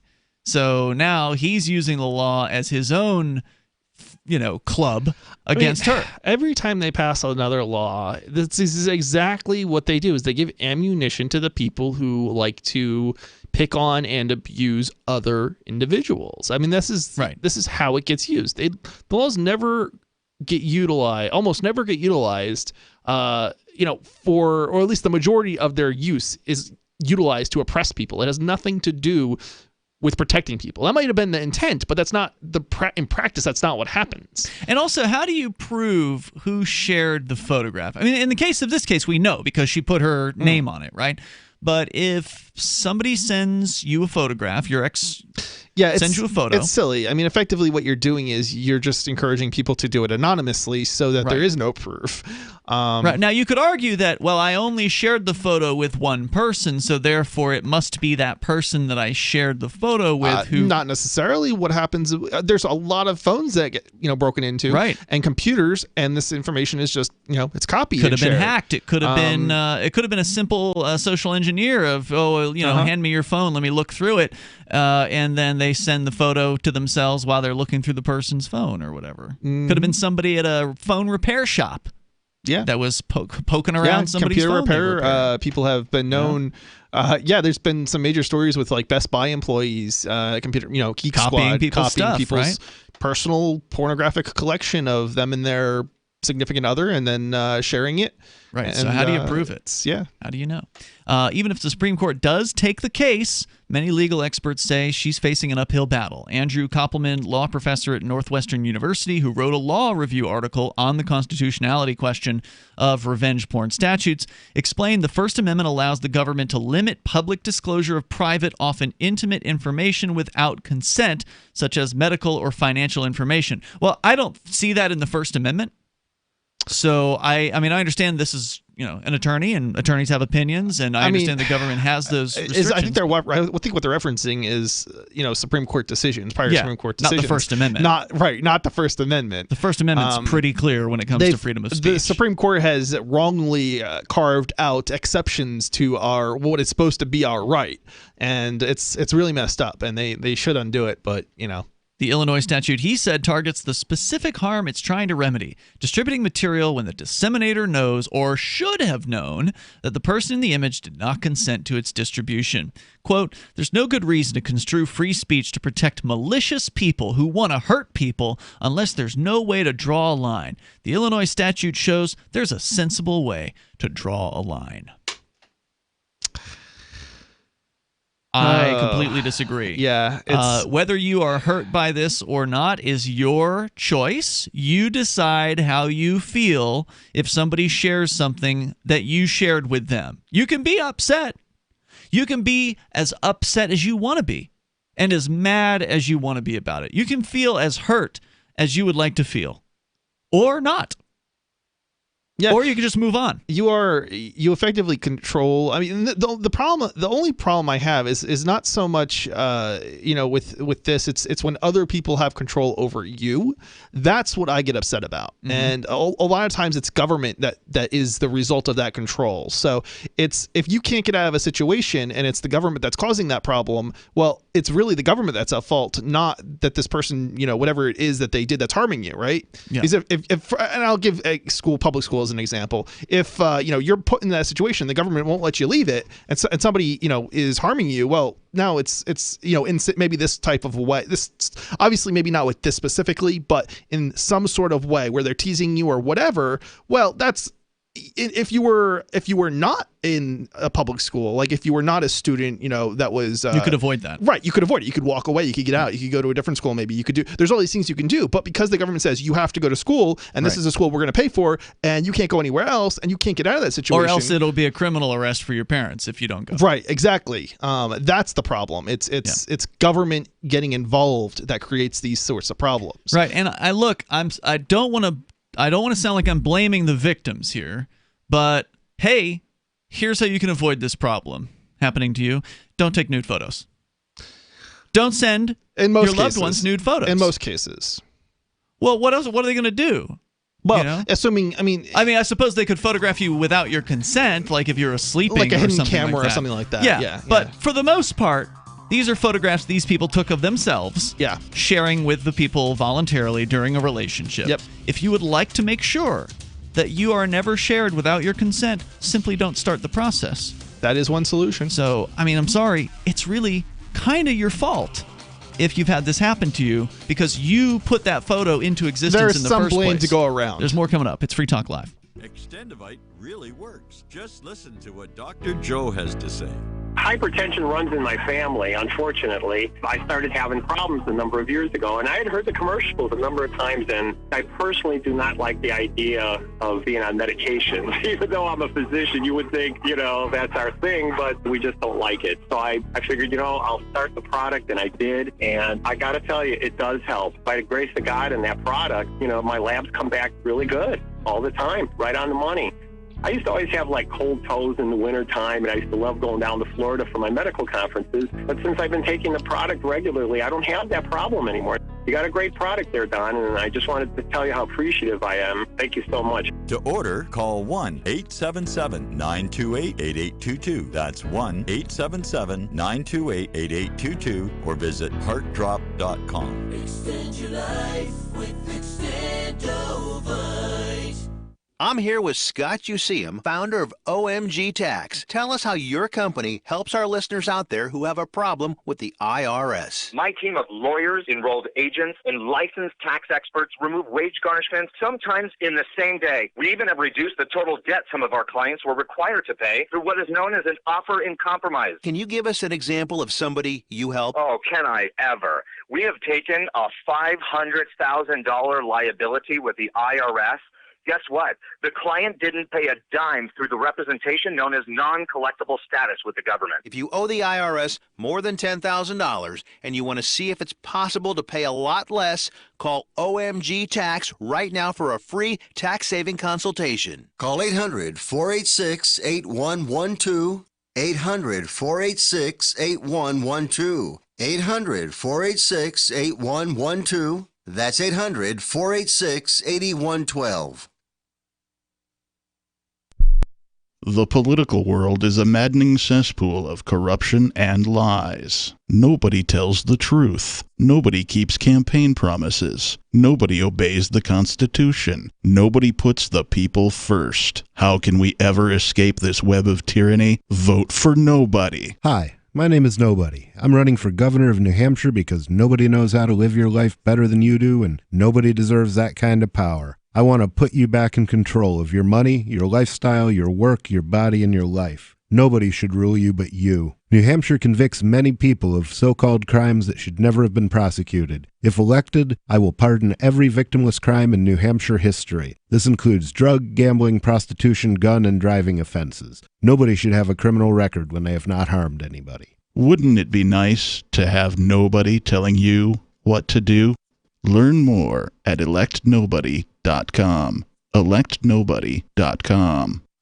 So you've heard all 3 hours of the latest episode of Free Talk Live, and you're still hungry for liberty-oriented audio content? Did you know that we have another 24/7 audio stream at LRN.FM? The Liberty Radio Network airs the latest episodes of some of the best liberty-oriented podcasts on the internet around the clock. In addition to recorded content, you'll also hear live shows like Free Talk Live, originating from our Keene, New Hampshire studio. So listen anytime at LRN.FM. That's LRN.FM. Cell 411 is a free app for Android and iOS that replaces government-controlled 911. Cell 411 allows you to preset a group of friends or private organizations to show up at any emergency. Cell 411 is a nightmare for the state because it proves their so-called services aren't needed. Cell 411 has had thousands of installs, and of course it's covered by the BIPCOT no government license. Cell 411 because your friends won't shoot you when you're in trouble. Without the government, who would build the emergency services? You and Cell 411. Get it today at getcell411.com.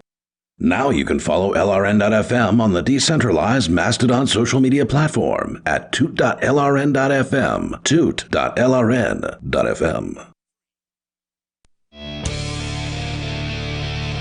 It's Free Talk Live. Joining you in the studio tonight, it's Ian. And Chris. And you can join us here. The toll-free number for you is 855-450-FREE, like freedom, or call in on our Discord on-air call-in lines over at discord.lrn.fm. Now, have you heard of Caleb Jones? He's the creator of Alpha Male 2.0.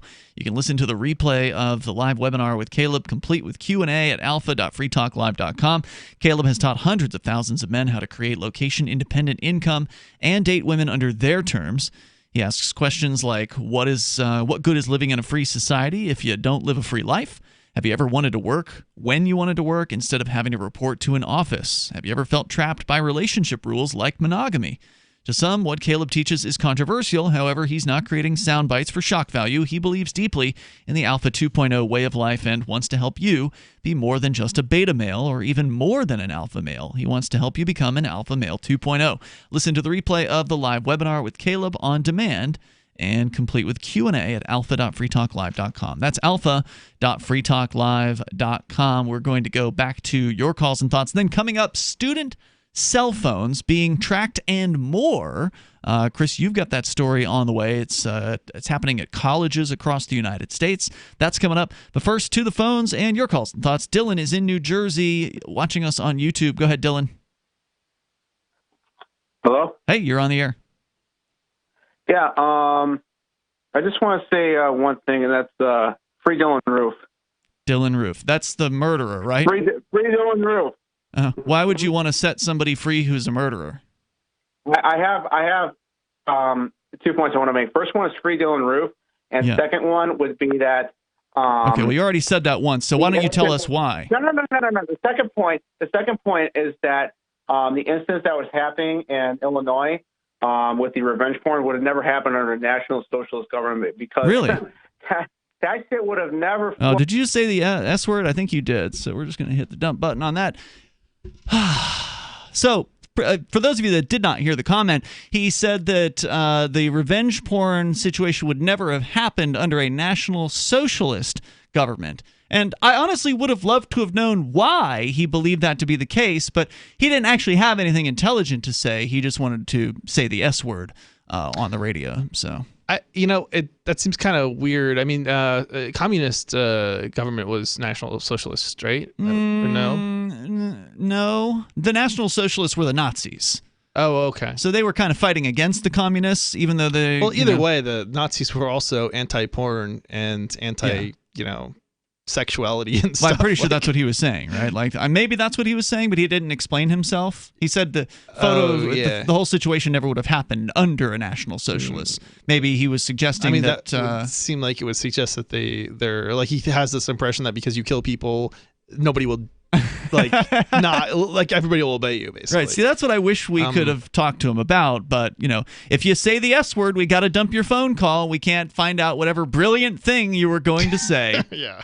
855-450-FREE is the toll-free number, 855-450-3733. Let's talk to Andrew in Colorado. He's listening via the TuneIn app. Go ahead, Andrew. Are you going to raise the intelligence quotient of the show, Andrew, or are you going to be part of the lowest common denominator? Are you even there? Going once. Andrew going once. Andrew going twice. All right. Let's try David in San Francisco. David, you're on Free Talk Live. Oh, greetings. All Happy New Year. Oh, thank God it's you. It's a real person. It's a real caller. Yeah. Go ahead. Yeah, I just saw Andrew flying by in ephemera. Huh? Oh, it's like photons, except more like a ephemera is sort of ghostly flash by. Okay, gotcha. So, I just saw Andrew. Yeah, just flew by. What were you calling about tonight? Well, I see you had, what was it, LibertyCon? That is a convention, happening in D.C., April 3rd through the 5th. Yeah, and if I remember right, I mean, I first ran into libertarians back in 1980.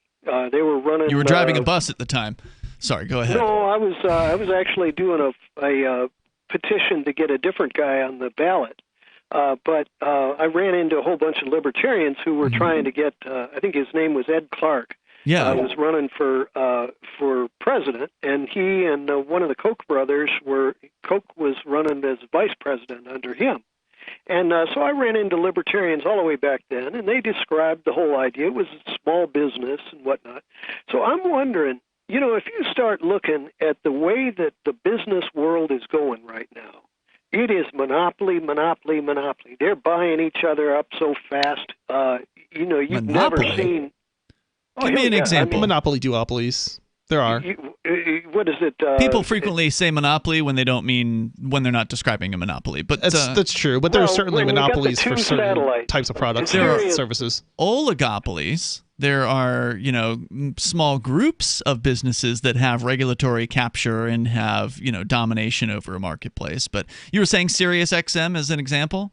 Right, yeah, that's satellite. When they launched it, they merged, didn't they? Yeah, they did. The two they mandated that they did not want a merger of that satellite company with SiriusXM. And then the second satellite was Constat. I'll think of the No. Okay, so what you're thinking of is hold on. What you're thinking of, it was David, like an international incident. David, what you're thinking of is they were separate. It was Sirius satellite radio and XM satellite radio, and they merged together to form Sirius XM. No, that's what it was.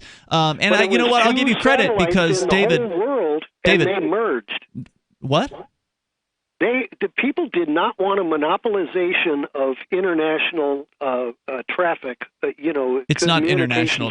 Sirius XM there pretty were much. only two satellites at the time.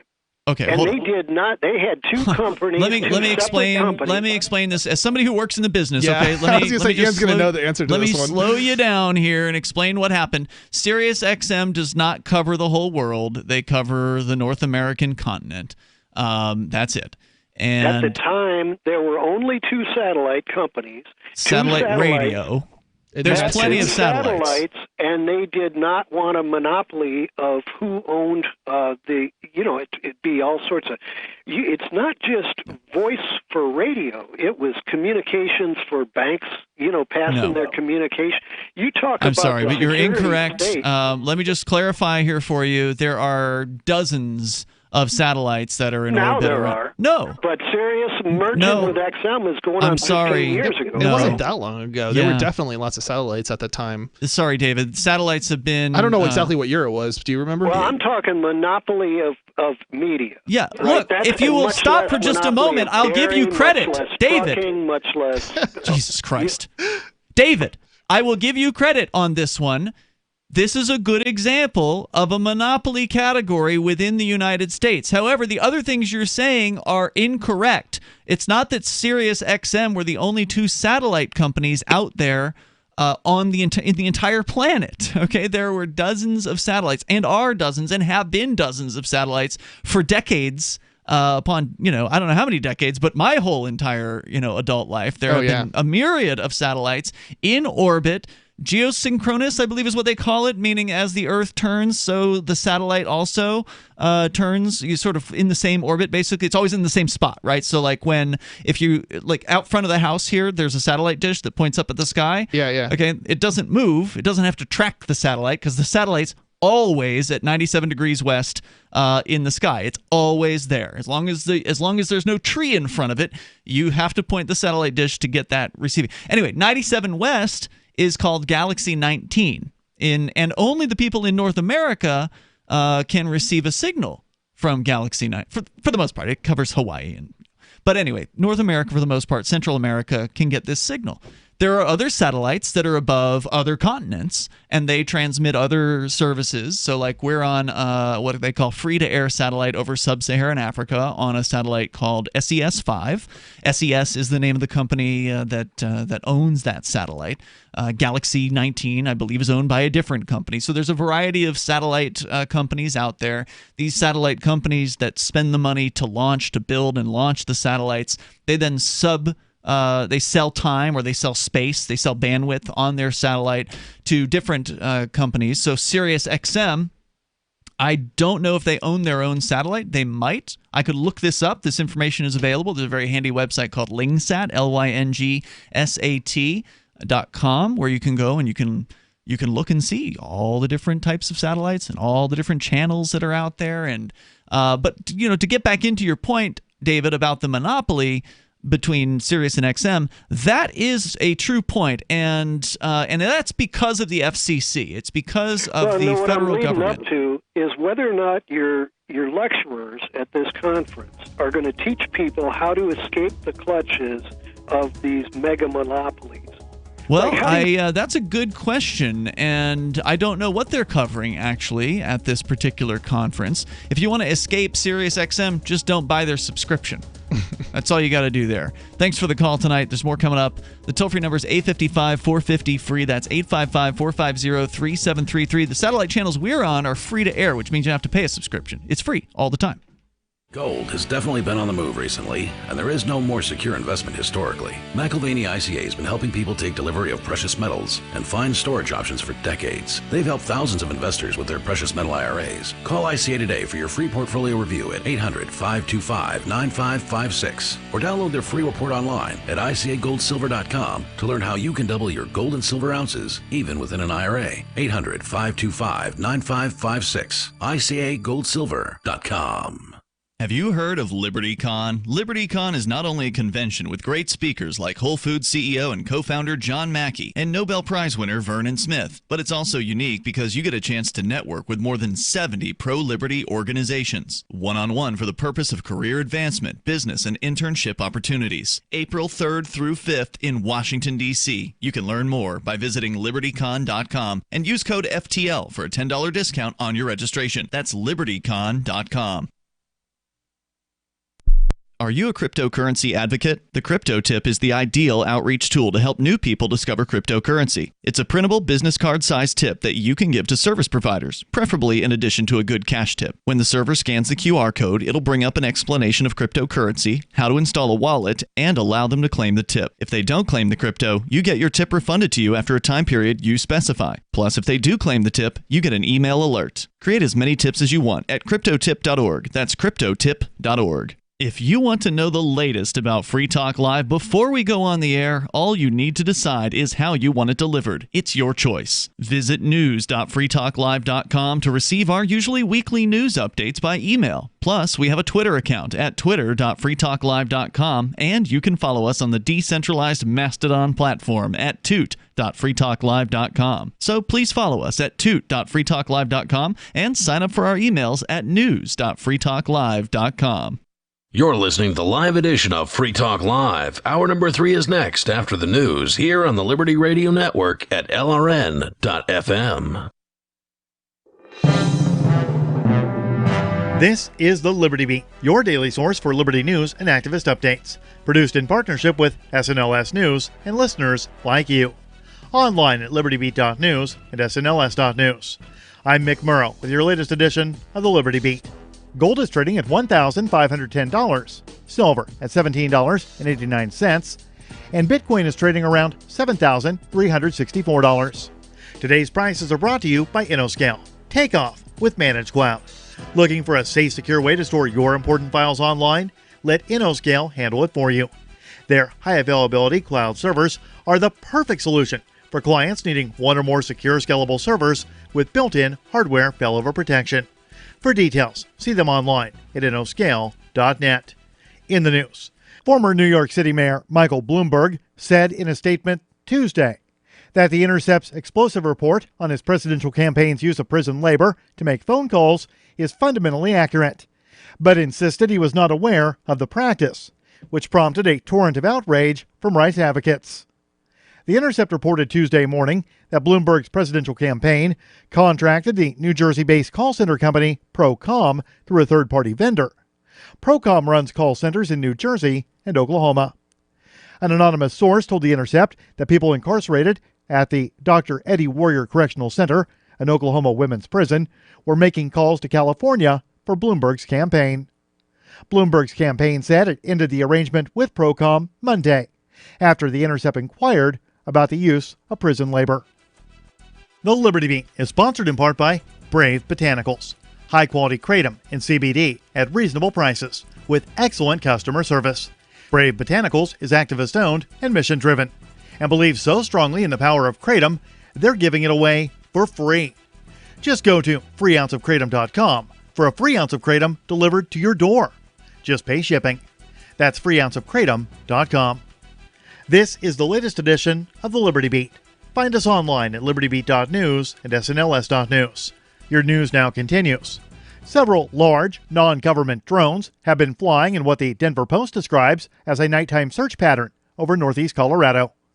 With estimated wingspans of 6 feet, the aircraft have been covering 25 square mile plots of Phillips and Yuma counties every night between 7 to 10 p.m. for around a week, Phillips County Sheriff Thomas Elliott said Monday, adding that they have received 9 calls about the drones since last week. The Mind Unleashed reports that several agencies, including the Sheriff's Office, the Army, the Air Force, the Federal Aviation Administration, and the Drug Enforcement Agency, say they have no knowledge of the mysterious aircraft or who is operating them. However, Under Sheriff William Myers suggested that the estimated size and number of drones makes it unlikely that they're being flown by hobbyists. Drone pilots aren't required to submit flight plans unless planning to operate in controlled airspace, such as an airport. Prince Andrew just can't catch a break. Ever since the Duke of York was accused of raping an underage girl and attempted to explain why he remained friends with convicted pedophile Jeffrey Epstein during a disastrous television interview, things haven't exactly been going his way. The Mind Unleashed reports that not only did Prince Andrew step back from public duties for the foreseeable future, just days before his mother, Queen Elizabeth, canceled his 60th birthday party in November, but the Duke skipped his daughter's engagement party earlier this month and was just banned from the traditional Christmas church service this year as a result of his numerous shortcomings as a member of the royal family. The disgraced royal was ordered to not attend the traditional Christmas morning service at a small church on the Sandringham estate, along with the rest of his family. Instead, he was ordered to attend an earlier service at 9 a.m. Andrew was photographed walking en route to the service, along with his brother, Prince Charles. As it turns out, the pair's mother, the 93-year-old Queen, was also in attendance at the earlier service, but avoided being photographed with Andrew. Support for the Liberty Beat comes from the Conscious Resistance Network, featuring videos, news reports, and articles from a spiritual anarchist perspective. Experience the Conscious Resistance at theconsciousresistance.com. How would you like to have your business featured on the Liberty Beat? You can. Just send an email to libertybeat@snls.news for details. This is the Liberty Beat, produced in partnership with SNLS News and listeners like you. The Liberty Beat is online at libertybeat.news and snls.news. I'm Mick Murrow, reporting for the Liberty Beat, reminding you, spread liberty with a smile. Caitlin Taggart was a beautiful, lively girl who loved laughing and playing outside, but all that changed at the age of 12. Caitlin slipped into a persistent vegetative state, confining her almost entirely to her bed and Facebook. She doesn't even have basic motor functions anymore. We literally have to drag her to the car to drive her to school in the morning. She's totally unresponsive when we talk to her. Her eyes just roll back in her head. Caitlin, honey, it's your dad. With no hope that their daughter would ever recover, the Taggarts decided to seek legal permission to end Caitlin's life. It is the most difficult decision we've ever had to make, but we just keep reminding ourselves that the real Caitlin is already gone. That's just her body texting. We give her one painless injection, and that's it. Her eyes may flutter a bit, or she may murmur, "Are you for real killing me right now?" This is the Onion News Network.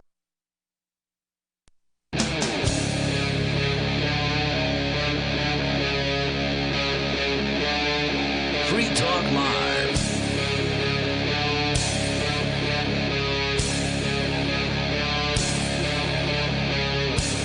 It's Free Talk Live, and you can bring up what you want here. The toll-free number is 855-450-FREE. That's 855-450-3733. Here tonight, it's Ian. And Chris. So whatever happens to be on your mind, you can take control of the airwaves here. We also have the Discord call-in line rooms over at discord.lrn.fm. Hop into one of those. You'll sound almost like you're sitting here in the studio with us. Chris, let's get into your story tonight. You have one about college students and their college or their smartphones being targeted by the administrators in some way with some mass scanning or oversight technology, and I don't know anything about this, so fill me in. It's a very extreme and invasive invasion of what are adults' privacy by colleges. So the story comes from the Washington Post, and the title is "Colleges are turning students' phones into surveillance machines, tracking locations of hundreds of thousands."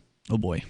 When the Syracuse University freshmen walk into Professor Jeff Rubin's Introduction to Information Technologies class, 7 small Bluetooth beacons hidden around the Grant Auditorium Lecture Hall connect with an app on their smartphone and boost their attendance points. Attendance points? Yes. It used to be that in college, and you went to college, right? I did.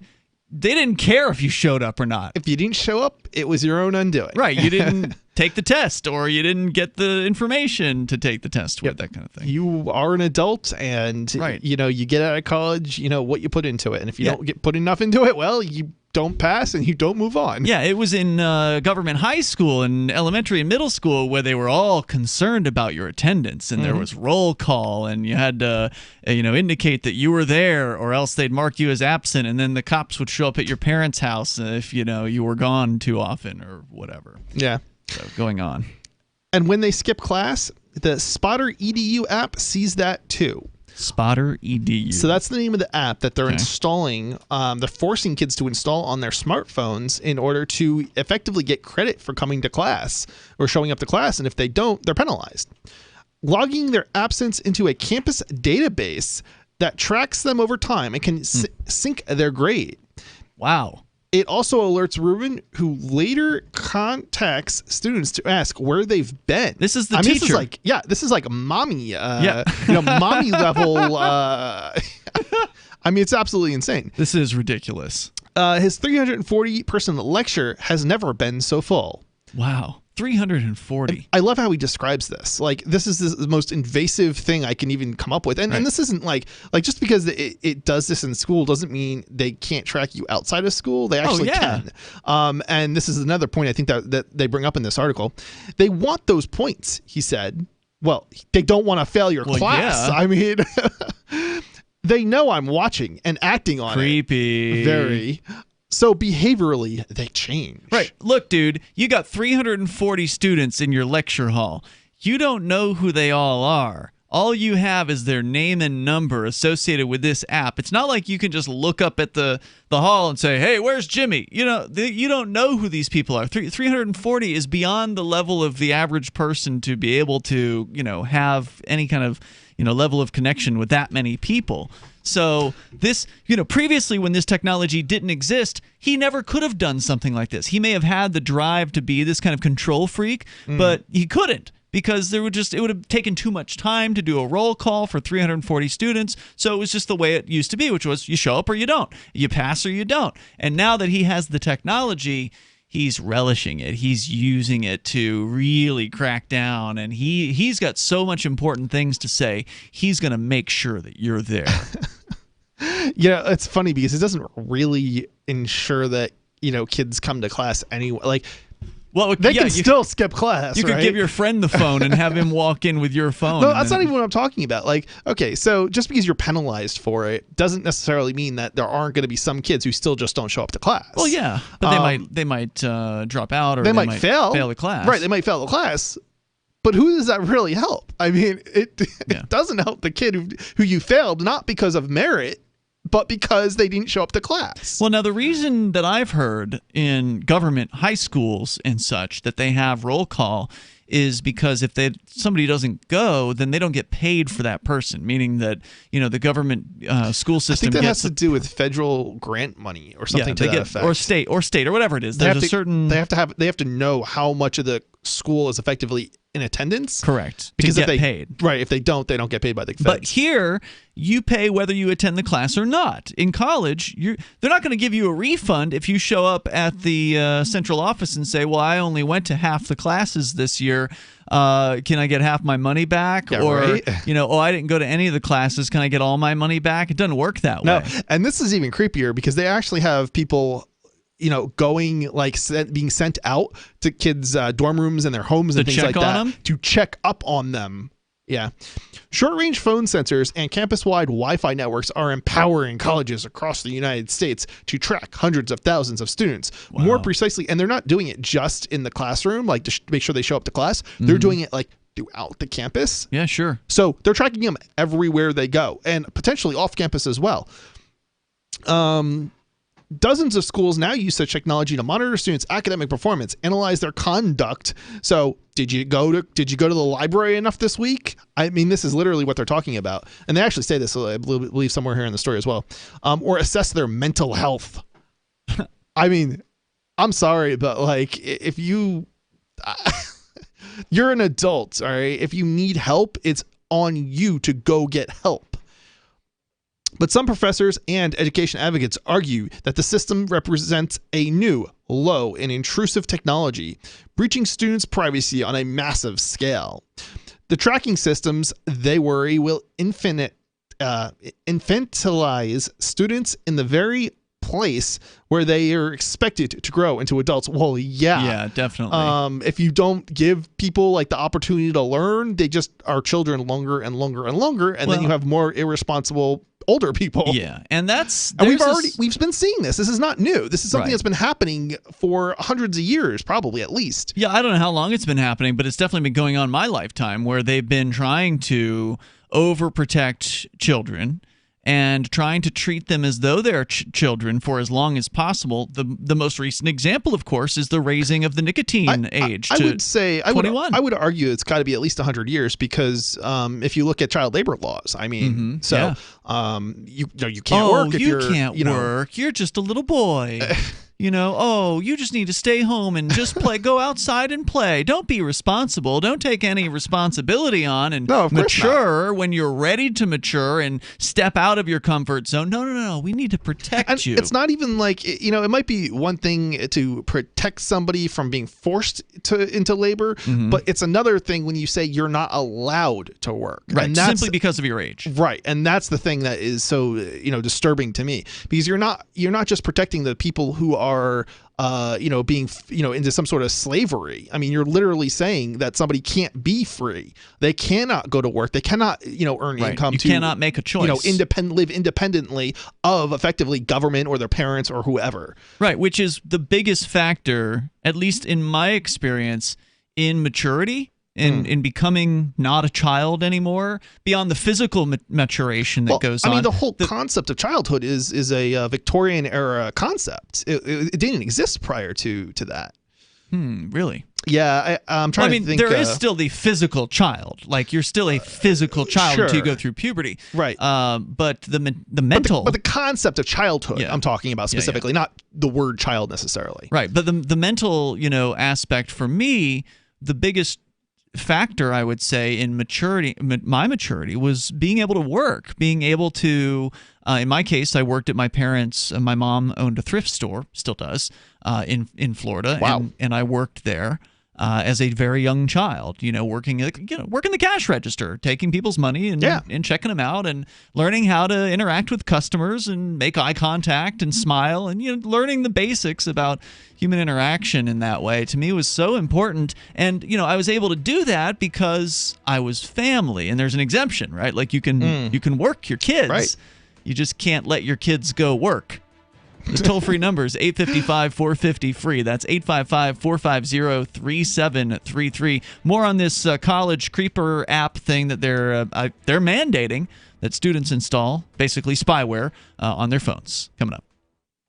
Does your dog itch, scratch, stink, or shed like crazy? Come to Dynavite for help. Order a 90-day supply of Dynavite. Dynavite is nutrition. Pick up 2 bottles of Lico Chops. Get the 3rd bottle free. New improved Lico Chops with omega-3, omega-6, vitamin E. And now, 6 extra direct-fed microbials. Even better for the digestive tract and immune system. Try Lico Chops. Buy 2, get 1 free. At Dynavite.com. DINOVITE.com. The next generation wallet is coming from Divvy. In just a few taps, you'll be able to send, earn, spend, and exchange digital money in seconds. Send money around the globe with only a swipe. Instantly exchange between Divvy, Bitcoin, and fiat right in the mobile app, and withdraw directly to your bank account. Divvy already offers the first one-tap solution for earning passive income with crypto. Multi-tiered masternodes allow everyone to partake in the network. Visit DivvyProject.org. DivvyProject.org. Balance of Nature, changing the world one life at a time. Back in like January, February, I'd get home, make myself something to eat, blah, blah, blah. My girlfriend works nights. By 8:30, 8 o'clock, I'd be in bed. I'm sitting there thinking, okay, if this is what the rest of life is like, I'm doomed. Today is day 14 of me taking Balance of Nature, and my energy level's through the roof. It took me 5 years of hearing it on talk radio to actually try it. The difference is night and day. Experience the Balance of Nature difference for yourself. Call or go online now and become a preferred customer, which gives you our best pricing and free shipping. And we will take an additional 35% off of your first order. This will be a limited time offer, so don't wait. Call 800-2468-751. That's 800-2468-751. Or go to balanceofnature.com and use discount code FTL. Is spreading the message of liberty, cryptocurrency, and peace around the globe worth $2 per month to you? As you may already know, in addition to our internet feed, LRN.FM broadcasts on free-to-air satellite across North and Central America, as well as Sub-Saharan Africa. And we've been available on satellite for free 24/7 since 2010. The LRN.FM free-to-air satellite signal is reaching some of the most oppressive regimes in the world, and there's no doubt our ideas are making an impact. You can learn more about the channel's impact by watching the 3-minute video at fund.lrn.fm. If you'd like to help free minds globally with our ideas of liberty, cryptocurrency, and peace, you can donate as little as $2 per month via fund.lrn.fm. You can help us continue and expand our satellite broadcast to multiple continents. Visit fund.lrn.fm today, and thank you for your help. Don't forget to share the link on social media. That's fund.lrn.fm.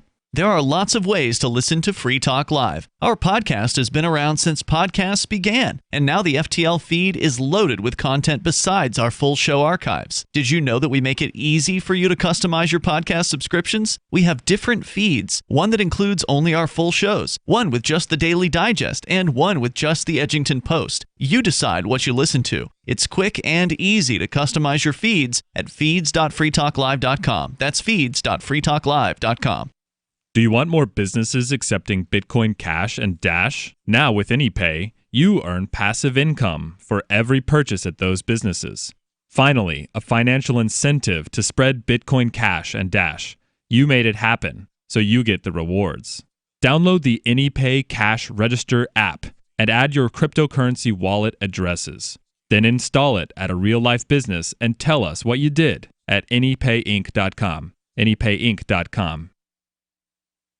This is the Liberty Radio Network, broadcasting the latest liberty-oriented audio content 24 hours a day at LRN.FM.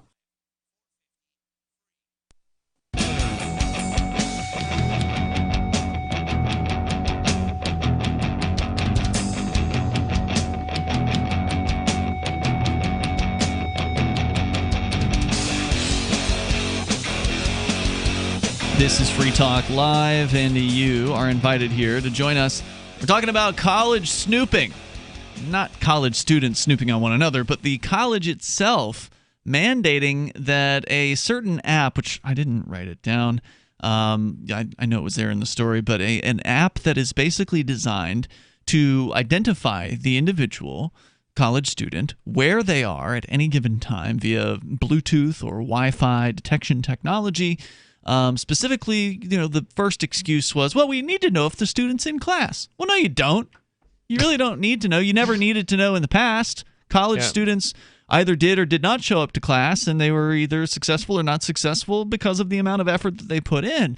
And that was fine for the longest time, but now they've got all these excuses. We've got this extra special set of students, these millennials who've been told that, everybody's a winner and have been overprotected and been treated as children for the longest time. We were talking about kind of I've heard it described as the childification of America, treating young people as though they're childlike for as long as they can possibly be treated in that way. We have an nanny state. We've had a nanny state for a long time, but this is the next level. This is where things are going for everybody. This is you being used right now on college students, but it doesn't stop here. Next week your employer is going to implement something of this nature, and well, in the case of they've the already employer, some employers already have. Yeah, well, now in the case of the employer, I can understand certain technology implementations. I'll give you an example of this, right? Yeah. So, dude who was outside of the house this summer, he was waiting out in the rain for his kid to get off the school bus, and the bus was late because he's been waiting there for a while. And so I called him over and said, hey, sit on the porch. We got a nice porch. Get out of the rain, basically. And he came over and we chatted, and he was telling me that he works for this company locally and that his boss is a younger person who's really into technology. He was going to talk about Bitcoin, right? I ended up talking about Bitcoin with him, but he kind of gave some examples of some of the tech that this boss has implemented at this company. And one of them is a tracking app that allows her to know. Well, she's got guys who drive trucks for her, basically. It's like an odd jobs company, basically. And one thing you don't want your employees doing is going and goofing off on the job, right? You don't want them taking the truck out to the park and getting high, or you don't want them going and doing whatever, right? Like, you want them going to the job, coming back to the shop. And having an app now with GPS technology can help solve these problems of errant employees doing things they're not supposed to do on the company dime. So in the case of a company using it, I can understand that. You've contracted for that. That's a tool for the job to be efficient. Yeah, I'm not so sure I'm thinking of that particular type of situation. I would go so much yikes, because that kind of makes sense when it comes to like letting people know like when they're going to get goods delivered or whatever. Like that's kind of useful information. Or whether your employees are stealing from you, which is basically what they're doing if they're driving somewhere in the employee vehicle without permission. I think in a lot of circumstances, even that, and I'm more of thinking of it at more of a governmental level, mandating it, but nonetheless, I can kind of also say that like if you need that kind of how do I say this, invasive privacy stuff to keep your employees, doing their job, they're probably, you have some really bad employees, right? It's hard to find good help. I know. I'm with you here, but I am an employer, so I understand that. Right. But I still, if I felt like I had to track every employee I've ever hired. It may not be that the woman is looking at all the data, right? It may simply be that she would only look if she had a reason to, right? Like if she heard that, Jimmy was, spotted at the local lake fishing or something like that, and then she can verify that the claim's true by looking at the data. Or maybe she is looking at poring over, but I doubt it. If she's a productive person, I feel like she's probably not. If you feel you need to track like that, you're probably part of the problem. Could be. Are creating this atmosphere of people not taking responsibility. You're incentivizing people not to be responsible for themselves, because now it's like, well, now you become the mommy and you have to keep up on them. And now that, the individual doesn't take responsibility for their own actions anymore. I don't know. It can't be an easy thing for somebody to do because, you want to trust your employees. But the fact is, I'm not going to say most, but a lot of, like, say, in retail, theft comes from the employees. It comes from people who work for you. I am not disputing that scenario, and just in general theft period, like just even small thefts, office thefts of like staplers and pencils and that's paper the and things why, like that. In retail you have cameras up. You put cameras up and you have a loss control person because you want to, that shrink, as they call it in the business, is going to happen. There are going to be things that are stolen, but you need to take steps to minimize that. I'm not entirely sure that I feel the need to install an app on my retail associates' phones in order to track them to make sure they don't steal, but I do understand where you're coming from in other circumstances where maybe you do something sensitive and you need to know where it is all the time, or maybe there's a business, a good business reason for it, like if you're a delivery company and you want to let your customers know where their goods are and how far away are they, right? But we don't even really have that when it comes to tracking and it comes to deliveries anyway, in most cases, other than maybe with something like an Uber or something like that. Like that, in that circumstance, that kind of makes sense. Well, and again, it's a different story where, and I guess you could argue, well, the students know this is part of the deal when they sign up for college, in the same way that an employee would know when they... Not in this case, because this is something that they've implemented without warning and they had already started going. So good point. And then will they give you a refund, like if it's in the middle of the semester? Yeah, one company that uses school Wi-Fi networks to monitor movements says it gathers 6,000 location data points per student every day. Wow. So this is not even like managing like in a broad sense, but this is micromanaging students' actions and what they're doing at every moment of the day. It's really messed up. School and company officials call location monitoring a powerful booster for student success. What? I don't know how they can just make that because conclusion. And it's certainly, it's ridiculous. even if it did help, is it justifiable? And I would say no. No. And look, just because you incentivize a student through punishment, right? Like you're going to hurt them or punish their grades or whatever if they don't show up, doesn't mean they're going to pay attention. Just because they're sitting in the room doesn't mean they're not sitting on their phone the whole time playing some Angry Birds or whatever it is that people play these days, Farmville or I don't know what they are. I always thought it was kind of humorous when teachers would like take attendance for stuff, because if you really think about it, I mean that's not really when you learn the material, right? I mean it's when you go and you study that material that you learn the material. Okay. I guess people learn in different ways. Maybe some people learn in class. I don't know. I'm not saying it doesn't happen, but like I would say probably most of my experience anyway in learning in class was like, oh, I'm going to do a practice worksheet now, and now I know the material. But like, somebody getting up there and lecturing, how many of the students are actually paying attention to every word that comes out of that lecturer's mouth? I find lectures to be boring. Right. And I think that's most students, right? So The toll-free number tonight is 855-450-FREE. Is there more to the story about the creepy app I mean, this is a situation? long story, but well, if there's more worth sharing, you're welcome to. We'll find out when we get back. We'll continue here, 855-450-FREE. Plus, we can talk about deepfakes as well. There is that's in the news again. You mentioned Uber. I've got a story about that, too. We can go all over the place, but it's up to you if you want to call in. You can bring up anything that you want. What's your experience been in college if you're there now?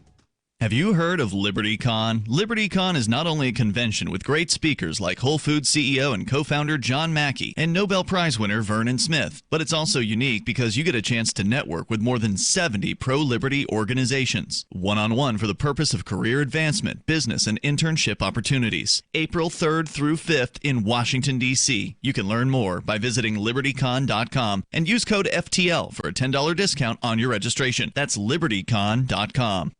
Bitcoin.com has launched a trading platform at local.bitcoin.com, allowing you to buy or sell Bitcoin Cash via dozens of payment methods like PayPal, Venmo, bank deposit, remittances, or meeting in person with cash. There are no ID requirements to sign up for and use the site, and all communications between buyers and sellers are encrypted. Finally, a global trading platform that respects your privacy. Visit local.bitcoin.com to get started trading Bitcoin Cash. local.bitcoin.com. I've been told no in many different ways. I give you an order and you're going to obey it. George, you can go this way. You can do that and you have to leave here. You cannot bring signs into the rally. Walk with me. Well, I'm comfortable here, actually. Whoa. Hey. Who do you think you are? Excuse me. There is no video or audio allowed in this office. No, I have work today. You ain't going to make it. Wait a minute. Really Whoa! Hey! Oh my God! Unbelievable! Why are you running from me? Because you scared me. What am I being detained for? You're being served. What is this?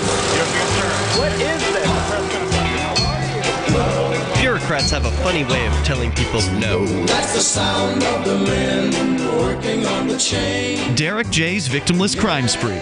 Watch it for free and order the Director's Cut DVD at victimlesscrimespree.com. Should you be able to earn an honest living free from senseless government interference? The Institute for Justice thinks so. That's why we've spent years defending hard-working men and women from pointless government regulations. Nationwide, IJ has created opportunity by reducing government power, but there is still more work to be done. Visit our website today at ij.org. Let IJ take care of the government so you can take care of your business. LRN.FM now has a Discord. Discord is a free text and voice chat platform, and we now have our own server with a bunch of channels at discord.lrn.fm. You can join other listeners as they chat about various things during our live shows, or anytime, day or night. Discord software is available cross-platform, so you can have it on whatever device you want and take your chats anywhere. Join our Discord at discord.lrn.fm. That's discord.lrn.fm. On Free Talk Live, we're bringing people to the ideas of liberty every day. From wrestling superstars like Glenn Jacobs. You guys really are having an impact, I believe. Like I said, a lot of where I am now is due to listening to Free Talk Live. You changed my mind on some very important issues years ago. To random people tuning in on the radio. I was kind of stuck in the left-right paradigm. I heard your show by chance on a Saturday night. From there, I went on, joined the Free State Project, and become an amplifier. So, I mean, that's really the reason why I amp is because I know that if it wasn't for you guys being on as many stations as you are, I never would have found the ideas of liberty. Your amp will directly change more lives by getting Free Talk Live in front of people looking for talk radio online and on the air. When you amp Free Talk Live, you get perks like access to the AMP-only Facebook group and AMP podcast. Visit amp.freetalklive.com. You can sign up to receive the latest about the Liberty Radio Network via our email updates at updates.lrn.fm. That's updates.lrn.fm.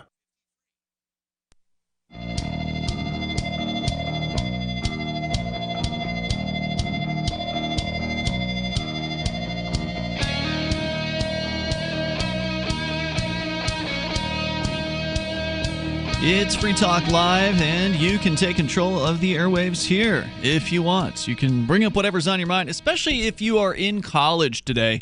Are you at one of these schools that is now requiring, because I don't know how widespread this is, I suspect it's going to get worse over time rather than better, that are now requiring students to have an app on their phone? What if you don't have a phone? What if, you know? Yes. I was just thinking about one of the big points is, so basically if you don't have a lot of cash, if you're one of these lesser, or what if you have a flip phone, or what if you have some phone that doesn't have Android on it? Like what if you have an Apple phone, or what if, there's got to be an Apple app for this thing. I don't know. Come on. Maybe there is. Yeah. But what if you don't have an Apple or an Android phone? Yeah. I mean, come on. Because some people have, even I'm sure there's a percentage, probably very small, of young people who value the idea of just having a flip phone or having no phone whatsoever. They're anti-technology or whatever. Anyway, the point is there's a tracking app that they're mandating all students have on their phones so they can know that they're in their class. One teacher says, they're not mandating it. Really? They're just penalized if they don't. That's pretty much a mandate. And the teacher in this one class even says he'll like show up at the student's house or call them or something like that and bug them if they don't show up. So tell me more of this story, and where is it? Washington Post, I think you said that it was publishing this? This is the Washington Post, yeah. Okay. School officials give a Spotter EDU, that's the name of the app. The students Spotter EDU. Yeah. And apparently this is not the only app, because they referenced a different app that was based off Wi-Fi and not Bluetooth here. So, okay. But yeah, this is the main app that they're talking about in this article. Right. School officials give Spotter EDU the students full schedules, and the system can email a professor or advisor automatically if a student skips class or walks in more than 2 minutes late. And you know what else is kind of funny about this app is apparently it doesn't work that well. So kids are like playing with their apps, with their phones on the apps, trying to make the app work to log into class. And the teachers are yelling at the kids to put away their phones. And now they're getting penalized because they can't log in because the technology doesn't even work that well. Which way do you want it? Do you want me to log in or not? I know, right? Sorry, before you go on, I forgot to mention Balance of Nature, which is good nutrition is key to looking and feeling great, but eating right all the time can be a challenge, and travel and work schedules can get in the way, or maybe you're late for class. Balance of Nature has a solution for you.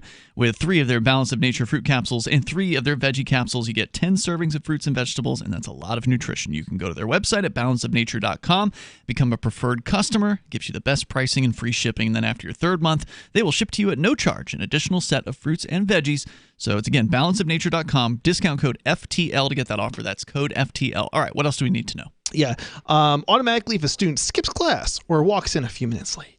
The app records a full timeline of the student's presence so advisors can see whether they left early or stepped out for a bathroom break. Right. Where did they go? They can find that out. If it's on campus, they'll know. Right. Like, I mean, seriously, you're tracking the kids to the bathrooms and, when they, what their bathroom schedule is. Now, it says this is Bluetooth based, but there's nothing that would restrict them from GPS reporting over any other network the phone's connected to. So even though they're saying that they're installing an app on these kids' devices, they can know every little detail about them any time of day, with or without the Bluetooth. Right. If they leave campus, they can know precisely where they are. If they're sitting in the Thirsty Owl bar across the street, they'll know that, or if they're halfway across town at their girlfriend's house. You are entirely trusting this malicious party, which is already admitting that they're tracking you, not to track you when they say they're not tracking you.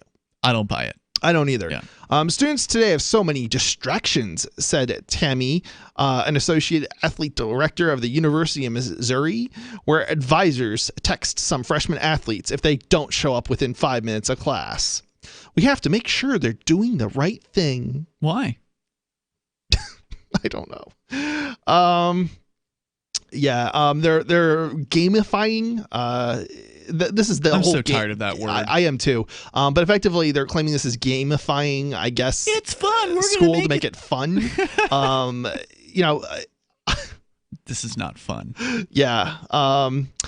Let's see here. This is not a game. And now they're talking about using it for like bigotry and stuff. But the real value may be school officials who Carter said can split students into groups, such as students of color or out-of-state students, for further review. I mean, they're basically targeting individual groups of students who they have, I don't know, some sort of prejudice against, I guess. I don't understand what that's all about. Students' attendance and tardiness are scored into a point system that some professors use for grading, Carter said, and schools can use the data to take action against truant students, such as grabbing back scholarship funds. Wow. And, I've heard of them doing based off grades, and that maybe kind of makes sense, but based off whether or not they show up to class, whether they need it or not. That seems so petty. It certainly does. Let's see, the system. There was a class that I took when I was in community college, the only college I went to, which, it was a waste of time. I wish I hadn't gone. But there was you had to take the computer class. Was computers for dummies. There's a lot of dumb classes that make you take. Here's what a mouse is. This, the total basic. This is a keyboard. Here's a floppy disk. The total basic stuff. And the first day of class, I went and I spoke to the teacher. I'm like, yeah, can I just take the test and find out if I can just pass the final right now? Because this is way beyond, I'm way beyond this class. And they let me. But what would this app do? Is there an option for that in the app where it's I don't really need to show up to this class at all because I've already passed it? Oh no, you've got to be there. Yeah. Let's see. Earlier versions of the app, he said, included a button allowing students to instantly share their exact GPS coordinates. So apparently, I guess they're just tracking them now. Their exact now there is no button. Yeah, right. Press the button. We promise we'll only share your coordinates when you press the button. Right, and you have to trust them, right? And of course, nobody can look at the source code for this app. I mean, so they wouldn't even allow the device to be photographed, the Bluetooth device that was in the classroom by the reporter, because the students didn't know what it looked like. Interesting. That's how petty these people are. Wow. Yeah. All right. What else? Let's see. Yeah. So that's basically sums up this story pretty well. I mean, how much more of oversight could they possibly get? You now have a tracking app on the phones of every student in a given college. You're now punishing them for not showing up to class, which used to just going to the bathroom. I mean, this sounds like it's now grade school. It sounds more petty than when I was in elementary school. Yeah. I don't ever remember asking a teacher in 5th grade, can I go to the bathroom? No, you just took the little thing that they told you to take and you went and used the hall pass, and you went to the bathroom. Are they going to have hall passes now at college? Are there going to be aides walking around making sure you've got your hall pass? And you better hope that hall pass, app works still, because if you don't, you're going to get penalized for it. Yeah, this is terrible. I feel so bad for these young people having to deal with this crap. Of course, educations are overrated anyway as far as these college educations are concerned. So maybe this is going to be another reason why people shouldn't go. I have a great one from a parent. Oh, yeah. He now says he wishes schools would share the data with parents, too. I just cut you a $30,000 check, he said, and I can't find out if my kid's going to class or not. Oh, God. So they want access to their...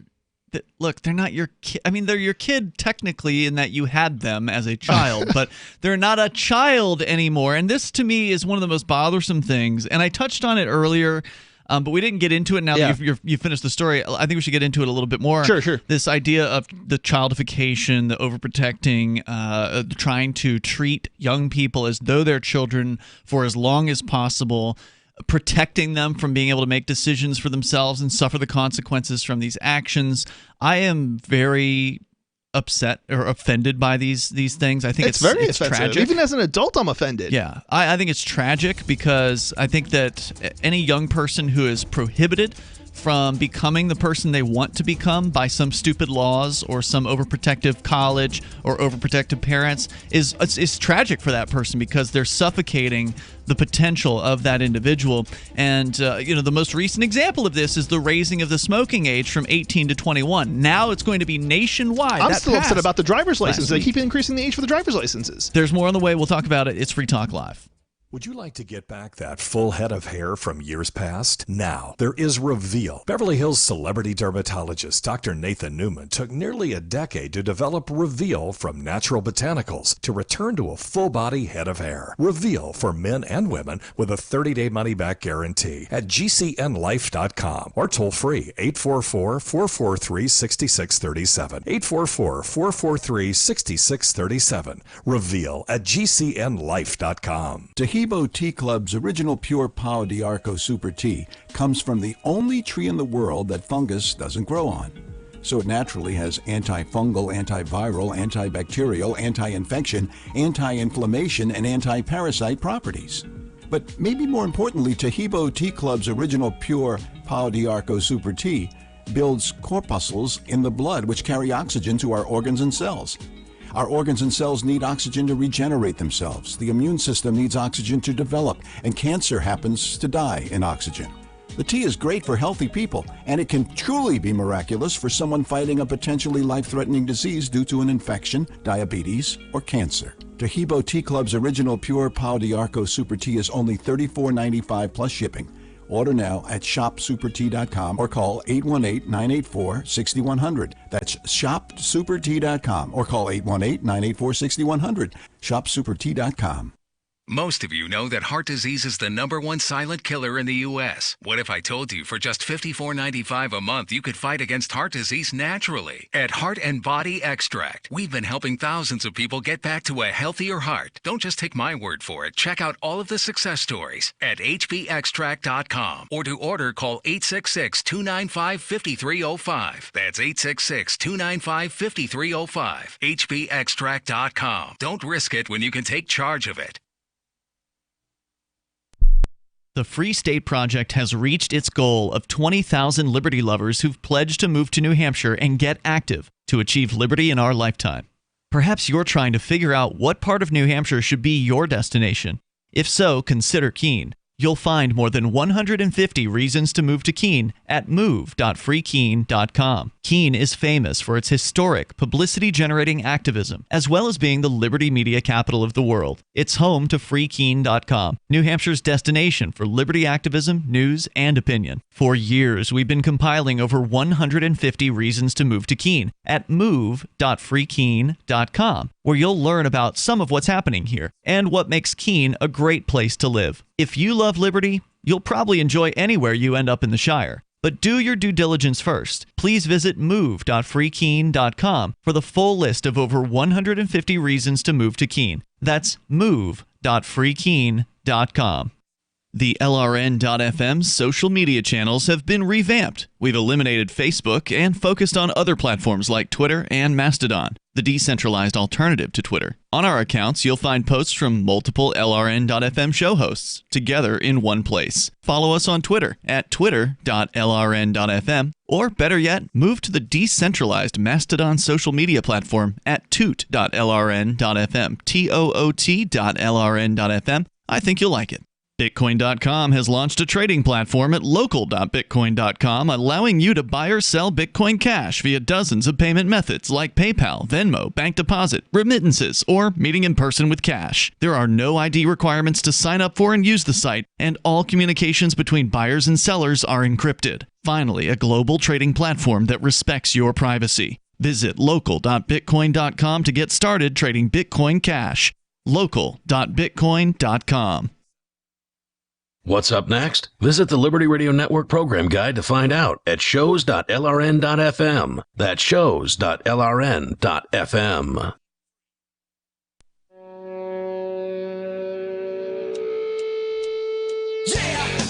This is Free Talk Live. Joining you in the studio tonight, it's Ian. And Chris. And we want to invite you to not only call the show and talk about whatever's on your mind, but also to come out in real life to ForkFest 2020. That is on the way in the summertime. Actually, it'll be basically the second week of summer, June 29th until July 5th.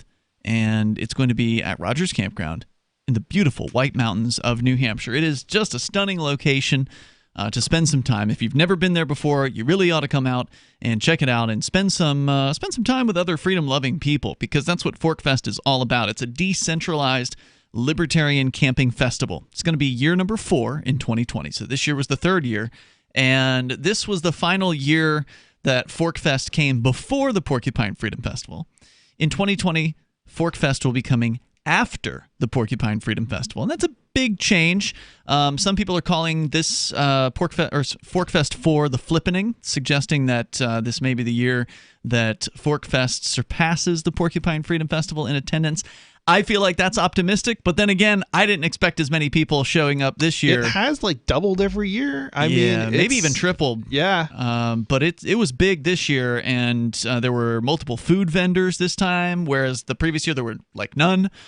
So like it went from 0 to a bunch, basically, which was really cool, and all of them were taking cryptocurrency. So it was almost like it was like a crypto festival in the woods. Oh, for sure. Which was really cool, and I hope to see more of that aspect in 2020. But the thing is, we can't know what it's going to be like because there's no central control. There's no board of directors. There's no organizers. There's no tickets. All it is just liberty-minded folks, anarchists, voluntarists, libertarians coming to the same place during the same time and just kind of doing the things that they feel called to do. So if you want to create something for people to do, maybe put on a poker game or put a musical performance on or a play or speech, have different speeches about different things, rent a tent, put that up on your campsite, or just camp and hang out with other people. It's really up to you what you want to do and create at ForkFest. But what you should do right now is go to forkfest.party, which is an unofficial website that'll link you over to a Telegram chat room, which is pretty active. There's usually people in there talking about stuff. Folks who have attended previously, those who haven't attended, just people that are planning on going.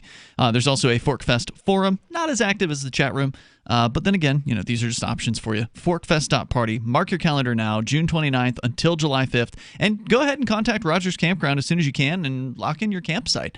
You can do camping sites, you can do an RV site. There's also even motel rooms on the property as well. There are camping, or the campground has venues. So if you wanted to like rent the pavilion and put something on there, you could. Nobody's done that yet. Although I guess Jay Noon did because he had a wedding there 2 years ago. He did, yeah. Or a year and a half ago. So I guess Jay was the first person to do that. He's talked about doing something else there as well. I know Steven Zeiler from AnyPay was talking about doing like a crypto convention. That would be really cool. So there's been a lot of talk. I mean, I don't know how much of this stuff is going to come to fruition. It's still early. Yeah. We don't know anything about what's going to happen, but we know that people are going to go. That much we know, and we'll hope to see you there because we'll be broadcasting from the event. June 29th until July 5th, and that does mean it's during Independence Day, and that means there will be fireworks. That much we can predict.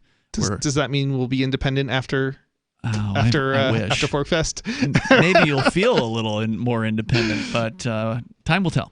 So join us there, forkfest.party, to learn more about the event. So we were talking about the childification of young people, continuing to force them into as irresponsible and as childlike of an experience as they can possibly have.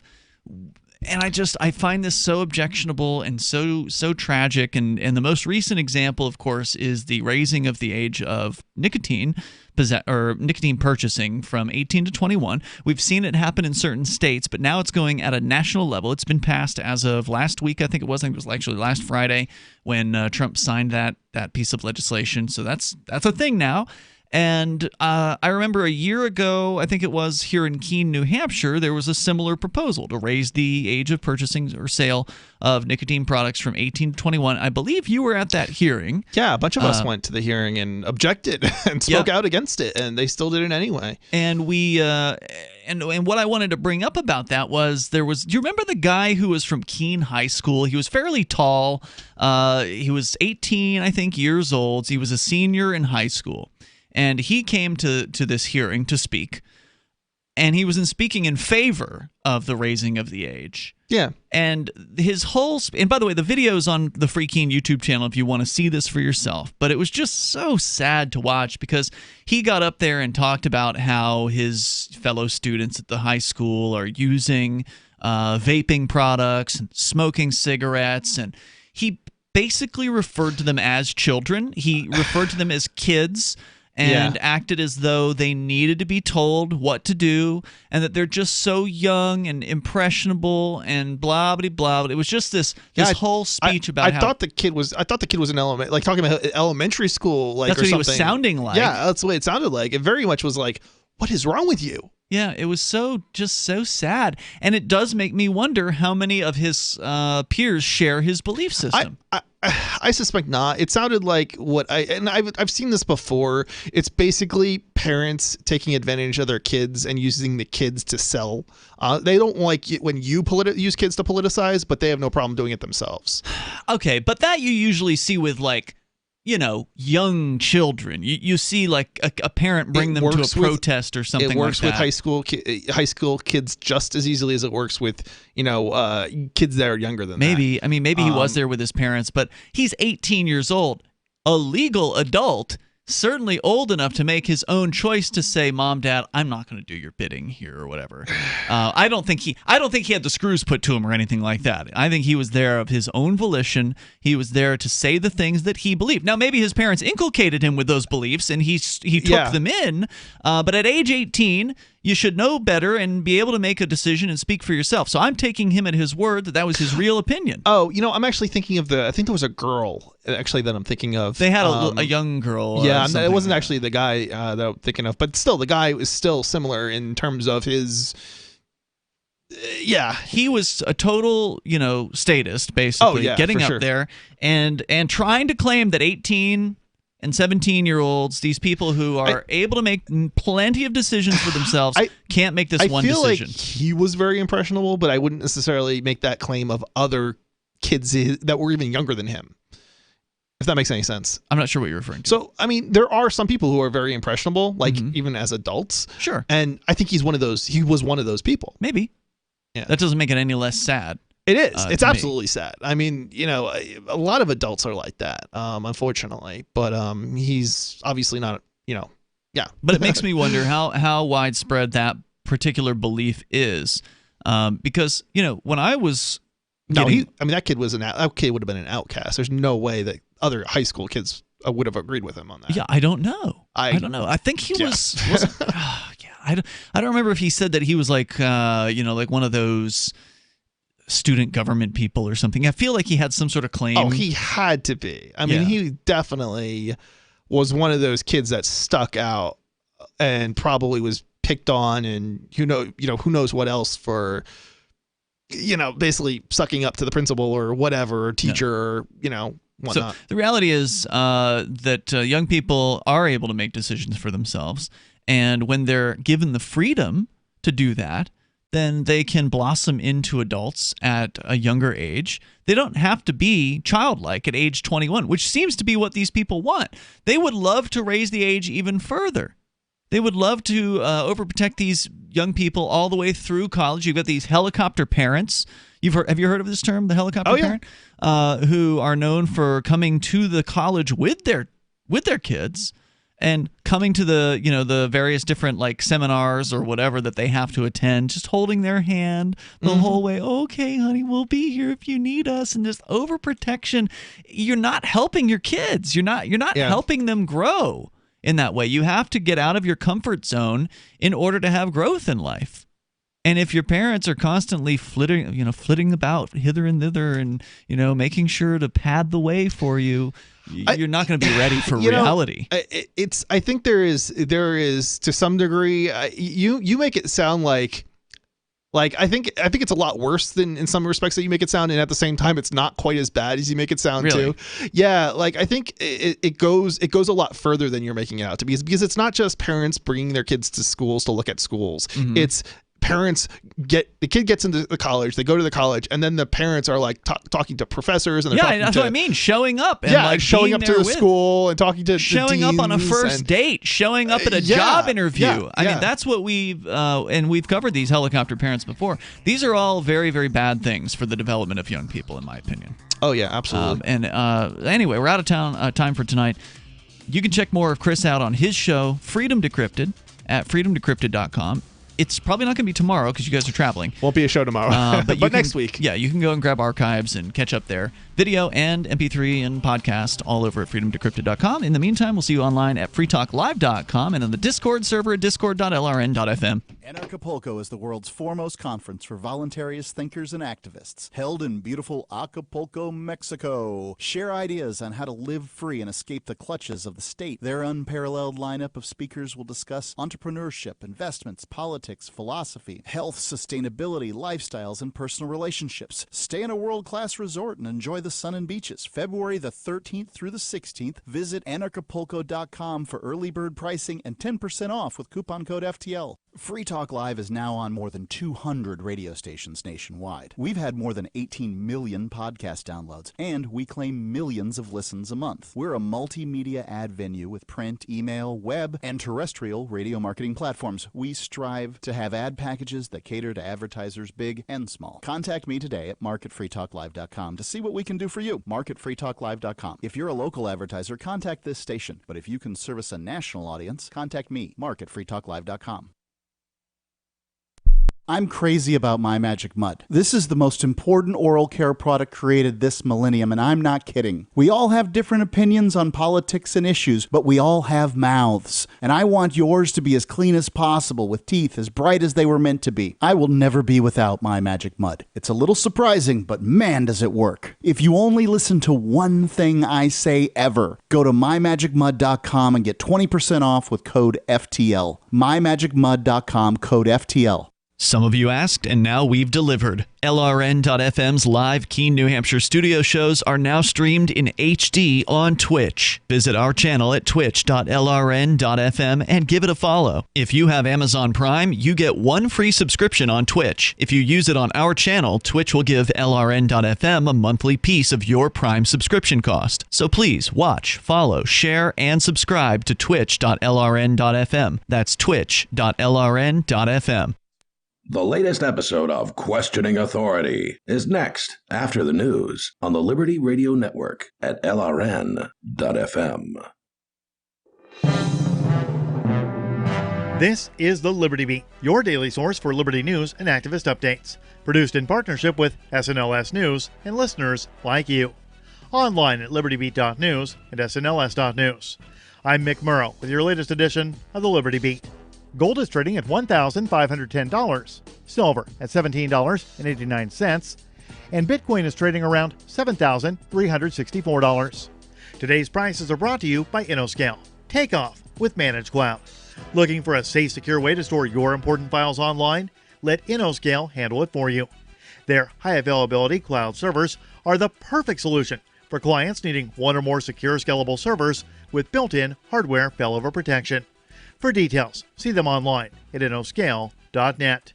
In the news, former New York City Mayor Michael Bloomberg said in a statement Tuesday that The Intercept's explosive report on his presidential campaign's use of prison labor to make phone calls is fundamentally accurate, but insisted he was not aware of the practice, which prompted a torrent of outrage from rights advocates.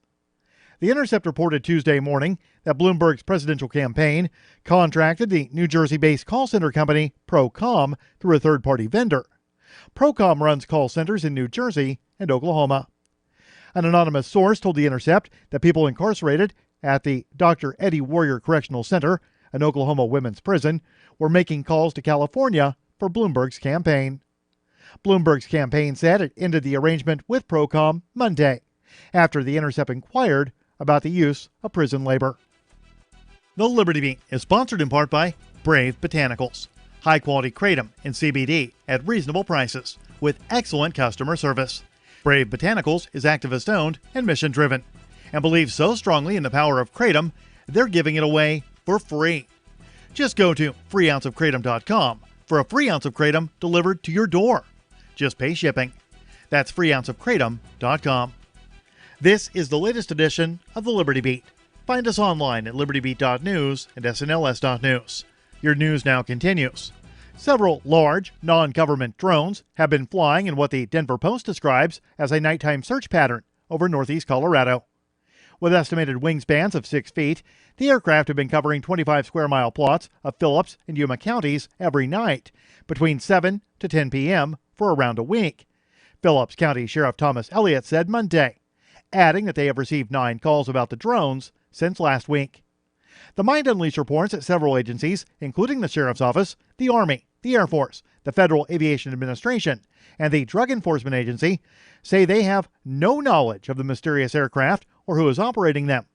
However, Under Sheriff William Myers suggested that the estimated size and number of drones makes it unlikely that they're being flown by hobbyists. Drone pilots aren't required to submit flight plans unless planning to operate in controlled airspace, such as an airport.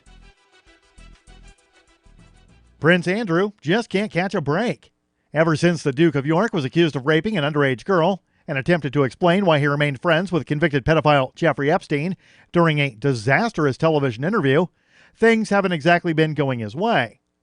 The Mind Unleashed reports that not only did Prince Andrew step back from public duties for the foreseeable future, just days before his mother, Queen Elizabeth, canceled his 60th birthday party in November, but the Duke skipped his daughter's engagement party earlier this month and was just banned from the traditional Christmas church service this year as a result of his numerous shortcomings as a member of the royal family.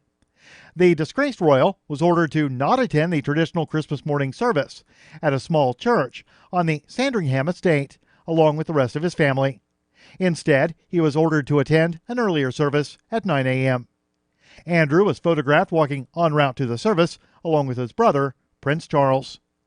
As it turns out, the pair's mother, the 93-year-old Queen, was also in attendance at the earlier service, but avoided being photographed with Andrew. Support for the Liberty Beat comes from the Conscious Resistance Network, featuring videos, news reports, and articles from a spiritual anarchist perspective. Experience the Conscious Resistance at theconsciousresistance.com. How would you like to have your business featured on the Liberty Beat? You can. Just send an email to libertybeat@snls.news for details. This is the Liberty Beat, produced in partnership with SNLS News and listeners like you. The Liberty Beat is online at libertybeat.news and snls.news. I'm Mick Murrow, reporting for the Liberty Beat, reminding you, spread liberty with a smile. So, you're trying to get pregnant and nothing is working. Give it another shot.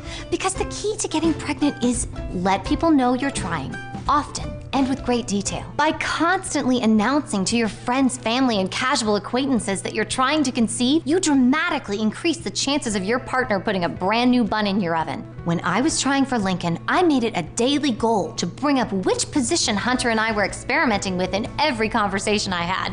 I told literally anyone I could, from teachers to babysitters to telemarketers, that I stand on my head after Hunter finishes inside me. And sharing that information really helped me conceive. Plus, people like hearing about it.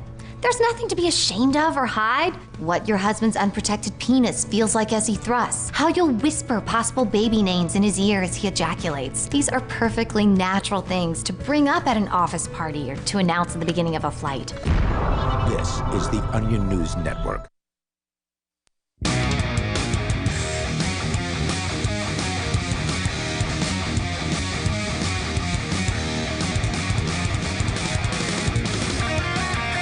I don't mean to sound too nice. No, I am Canadian after all, but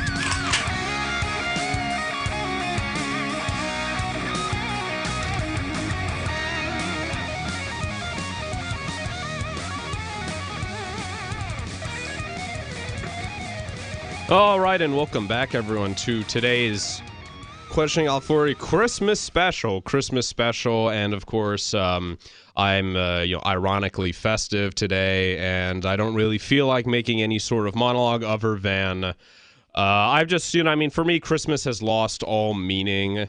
It's, it was never about religion because, obviously in the Bible it doesn't say that, Jesus was born December 25th or, whatever time. It doesn't really specify because it wasn't particularly important when he was born. And it's, I believe Christmas is a mixture of some sort of Roman holiday and Christian holiday. Just like, like the Catholic Church is a mixture of a Roman pagan and Christian, traditions and beliefs, and it's just, it's like, actually, I made a post of it on my personal Facebook where I posted a picture of a Grinch with a big blunt in his mouth because it was just an awesome fucking picture, and I say, I'll pull it up. We got so much fucking news. We actually even have breaking news that I saw as I was on my way here. I've grown to despise Christmas time. It reminds me how lonely I am, how phony so many other people are, and worst of all, despite being named in honor of Jesus, all it does is make the people who reject and hate him, and the descendants of the people who murdered him, boatloads of cash. Christians should celebrate Jesus' arrival every day, not just at midnight mass when all your friends and family will be there, just to see how pious you are. And so yeah, I mean, the reason why I'm dressed in this and the hat is just, I mean, I have this fucking clothing, so I might as well wear it when it's appropriate. So we have breaking news before I get into the main topic of the day. Universal notifies theater that Cats is being updated with improved visual effects. Now, this headline would make sense if it was like a week ago or a month ago, but in case you haven't noticed, the movie's already fucking released.